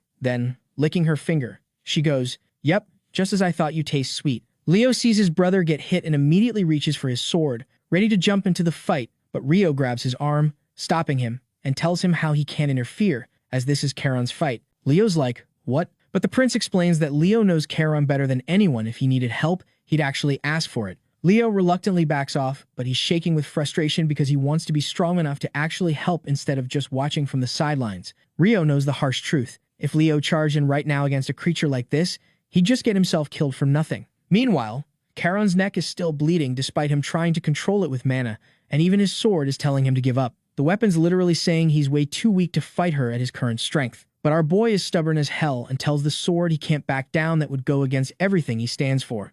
If preserving his conviction means dying, then so be it. Plus, there's no way in hell he's letting a demon walk out of here alive. He pulls up his cloak collar to hide the wound and unleashes the maximum amount of mana he can control. Seeing this, the demon lady gets even more interested in our boy and says she likes the look in his eyes. "Lady, he's literally 13 years old. Find someone your own age."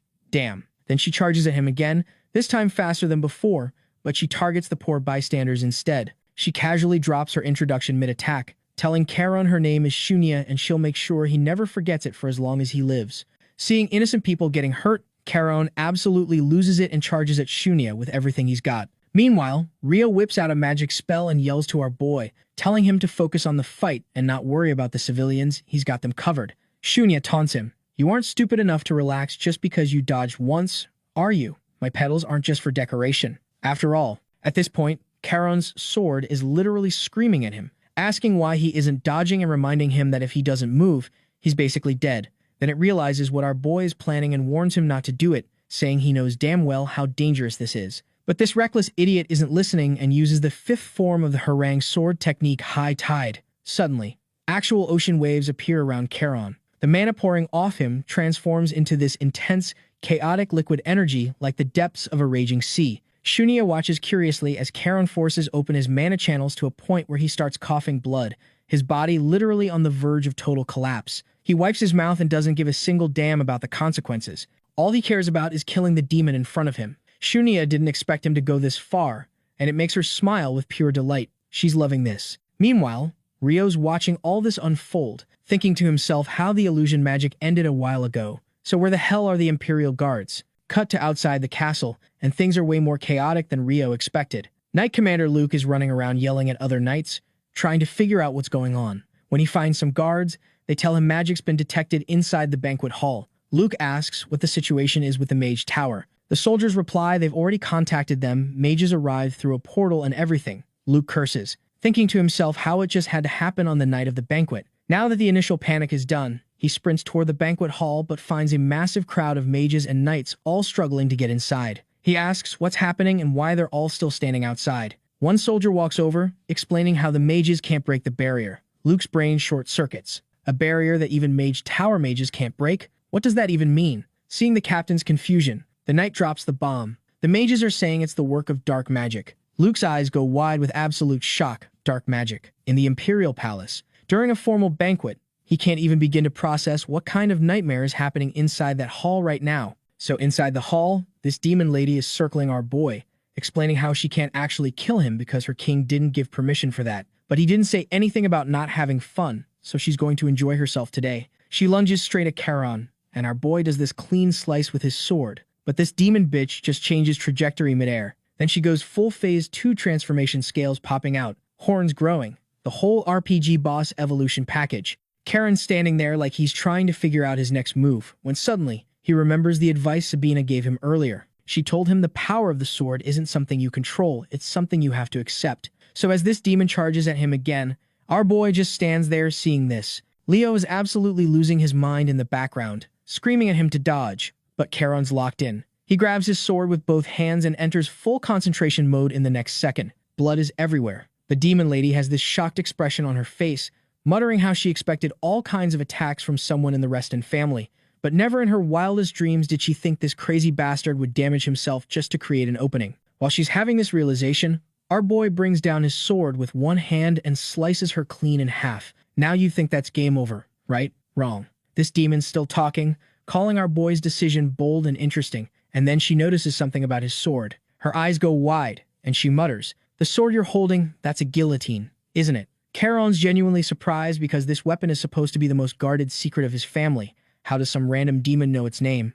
That's when Guillotine itself starts talking, explaining to Charon that it can absorb black magic and demonic power. The more demon blood it drinks, the stronger both it and Charon become. Meanwhile, outside the hall, the mages are doing everything they can to dispel the barrier, and finally they manage to break it. Back inside, Guillotine drops another bomb on Charon, telling him the body in front of him isn't even the demon's real body. Charon smiles, saying, "Yeah, he figured that much out already." But what doesn't make sense is how they got into the Imperial Palace in the first place. Even with an inside collaborator, you can't just rampage through the most secure location in the kingdom. Just then, Luke enters the hall and orders everyone to fall back. As the demon's body starts disappearing, Charon looks at her, saying how today she has managed to live, but one day he'll rip her to shreds. The demon lady just smiles, saying she'll be waiting for him beyond the abyssal sea, and casually adds that her king is looking forward to meeting him too. After making sure everyone evacuated safely, Luke turns to look at our boy and the fading demon, absolutely confused about how any of this makes sense. How the hell was there a demon inside the Imperial Palace? Then he overhears a group of noble ladies gossiping about how they would have died if the sixth prince hadn't protected them with his magic. Another lady chimes in, saying she never expected Rio to actually be useful for once. The knights nearby are looking at each other confused as hell, asking, since when did the sixth prince know magic? The scene shifts back to Charon, who finally collapses from blood loss. Before he faceplants, Leo rushes over and catches him, immediately calling for mages to treat him as soon as possible. And even at a time like this, our boy's worried about his reputation, telling Leo not to make a fuss about it because it's not that serious. Rio walks up and is like, "What the hell are you saying? How is this not a big deal?" Then he throws a recovery potion at Charon, telling him to drink it. Our boy catches the bottle but gives Rio this suspicious look, like, "Are you using this situation to make me drink something weird again?" Rio's deadpan response, "That's the dew of the world tree, a potent elixir," adding that you can't even buy this with money. Charon realizes Rio's not joking and asks why he's giving him something so precious. Rio gives him this big smile and says since he's decided to invest in Charon, he has to go all out. For context, the dew of the world tree is legendary. It grants immense magical power to whoever drinks it. After chugging it down, Charon tells Rio he won't forget this favor. Rio's like, "You better not." Then Charon turns to Leo, saying he'll handle things here and telling Leo to go contact their grandfather. Leo's like, "What the hell are you talking about? You mean to rest right now?" But before they can argue further, Rio just pulls out his magic staff and whacks Charon straight in the face, knocking him unconscious, and Leo cannot believe what just happened. He's looking at Charon on the ground, then at Rio, thinking, did this man really just bonk my brother in the face like that? But instead of explaining himself, Rio just says now that use of black magic has been confirmed. It's only a matter of time before Halo himself gets involved, so Leo needs to take care of Charon for now. That's when Luke walks over and announces he's arresting Rio, saying he's a suspect with connections to the attackers. Leo immediately jumps in, defending him, calling it ridiculous. But Rio just waves his hand dismissively. He tells Luke there's no need for handcuffs, he'll walk on his own 2 feet. But before leaving the hall, being all casual like he usually is, he tells Luke he's innocent. Luke responded by saying how it's hard to believe the word of a guy who secretly broke Imperial law and learned magic. So before leaving, Rio turns to Leo one last time and says, "My bet is over. Now it's time for the rest and Duchy to get involved." He tells Leo to inform the Grand Duke that Rio helped them fight off the demons. Leo's just standing there completely lost because he has no idea what the hell is going on anymore. We cut to the Crown Prince's office, where Halo is looking out the window, telling Orn there's no time for formalities. According to the promise he made to the Imperial family, he'll make sure to kill all the demons, but first, he wants to meet with his grandson. Then he turns to Orn and adds, "Surely you won't mind that." And oh boy, he wasn't asking. Man is absolutely pissed. The scene shifts to the top of the castle wall, where this knight is on watch duty, just vibing, when his buddy walks over, asking what he's thinking so hard about. "Are you nervous or something?" The knight laughs it off like, as if, but Kirua takes a bite of his apple and goes, "I mean, it wouldn't be weird if you were. Halo's stronger than you, and you've literally never beaten him once." Kane looks annoyed as hell by this response, saying how he's wrong, he was just holding back for Halo's sake this whole time. Kirua's just like, "Yeah, sure, buddy. Whatever helps you sleep at night." Then the conversation takes a serious turn. Kane asks Kirua why he stuck around for so long. He could have lived a good life if he bailed earlier. But now he's going to get hunted for the rest of his days because of that black magic gift he received from the Emperor. Kane turns to him and tells him to run, saying there's still time to leave before the army attacks the castle. But Kirua's like, "Captain, being hunted for the rest of my life sounds like a pain. I'd rather just die here with you." Then he flips it back on Kane, asking why he made the choice to stick with that mad Emperor for all this time. Kane tells him it has nothing to do with the Emperor, it's about him and the life of a slave he's lived up to this point. He wants it to end today. Kirua's response, "Do you have any idea how stupid that sounds?" But then he adds, "Since you aren't leaving, we aren't leaving either." Cut back to the present, and these 2 Imperial Knights are straight up picking a fight with Azure Knight, being all disrespectful about it. After they leave, one guy asks the Lady Knight when they're going back to the Azure Fortress, because if he stays here one more day, he's definitely going to kill those Imperial bastards. The Lady Knight's like, "Well, that's not happening anytime soon. We're stuck here as long as the Grand Duke is here," which means a long time since the investigation is still ongoing. Meanwhile, our boy Charon is still knocked out, with Amy and Leo by his side. Leo suddenly thanks Amy out of nowhere, and she's all confused. Like, "What the hell are you thanking me for?" Leo explains how she helped him and Charon, and considering the beef between Imperial Knights and Azure Knights, it couldn't have been easy. Amy's about to do her usual routine, saying how, if Kane were alive, he would have done the same when our boy wakes up and immediately tells her to shut up, asking if she really doesn't know anything else to say. And folks, the first thing this man does after regaining consciousness is curse that damn bastard Rio for hitting him in the face. Leo fills him in, saying Rio's been arrested by the Imperial Guards, but Halo's on his way to get him back. Our boy's confused and asks, "Arrested? Why?" Then he asks if grandfather is here too. Leo tells him Halo came to the palace leading the Azure Knights right after the attack. Charon's wondering if he used the teleportation circle to get here that fast, then asks if another attack happened while he was unconscious. Leo's like, "Did the prince hit you too hard? How can you think anyone would be stupid enough to attack while Halo's here?" Then he takes a good look at Amy and goes, "So what the hell is this woman doing here?" Leo tells him she came over to help, but nah, our boy's not buying it. He asks Amy if she only helped so she could beat him up after he got better. Amy's offended as hell, saying, "What do you think of me? I was just trying to repay the favor you did me, you jerk." Just then Halo enters, asking if Charon's doing all right. He pulls out a chair, takes a seat, and gestures for Amy to come over. While settling in, he tells our boy the ocean within him has increased to 5. Charon explains that to stop the demon, he had no choice but to forcibly open his pathways, which is why he had to use the 5th form of Maelstrom. As Amy takes a seat, Halo continues, saying what our boy did was straight up stupid, then asks if he's even mastered the 4th form yet. Charon admits he hasn't mastered it yet, but he's seen others do it millions of times, so he learned by watching. Halo pauses for a second, then orders him after he gets back to Azure Castle. All external activities are forbidden. He gets up, saying, from now on, Charon will focus solely on training for the next 4 years. Our boy nods, saying he'll follow orders. Before leaving, Halo asks if Charon learned anything from the incident. Our boy gets all serious. saying he's realized he's still lacking. Halo tells him not to look so depressed. A hasty desire for power always brings disaster. Karen explains he doesn't want power because he's greedy, but because of what the demon told him before disappearing. Halo asks what she said, and Karen replies that she told him she'd be waiting for him beyond the North Sea. Then he turns to Halo and asks what exactly is beyond the North Sea. Halo hits him with the classic "you're not worthy of knowing that yet." Halo then asks if there's anything else he wants to say. Karen mentions how Rio used the dew of the world tree for his treatment, so they can't just ignore his favor. But before he can finish, Halo cuts him off, explaining that Rio broke Imperial law by learning magic.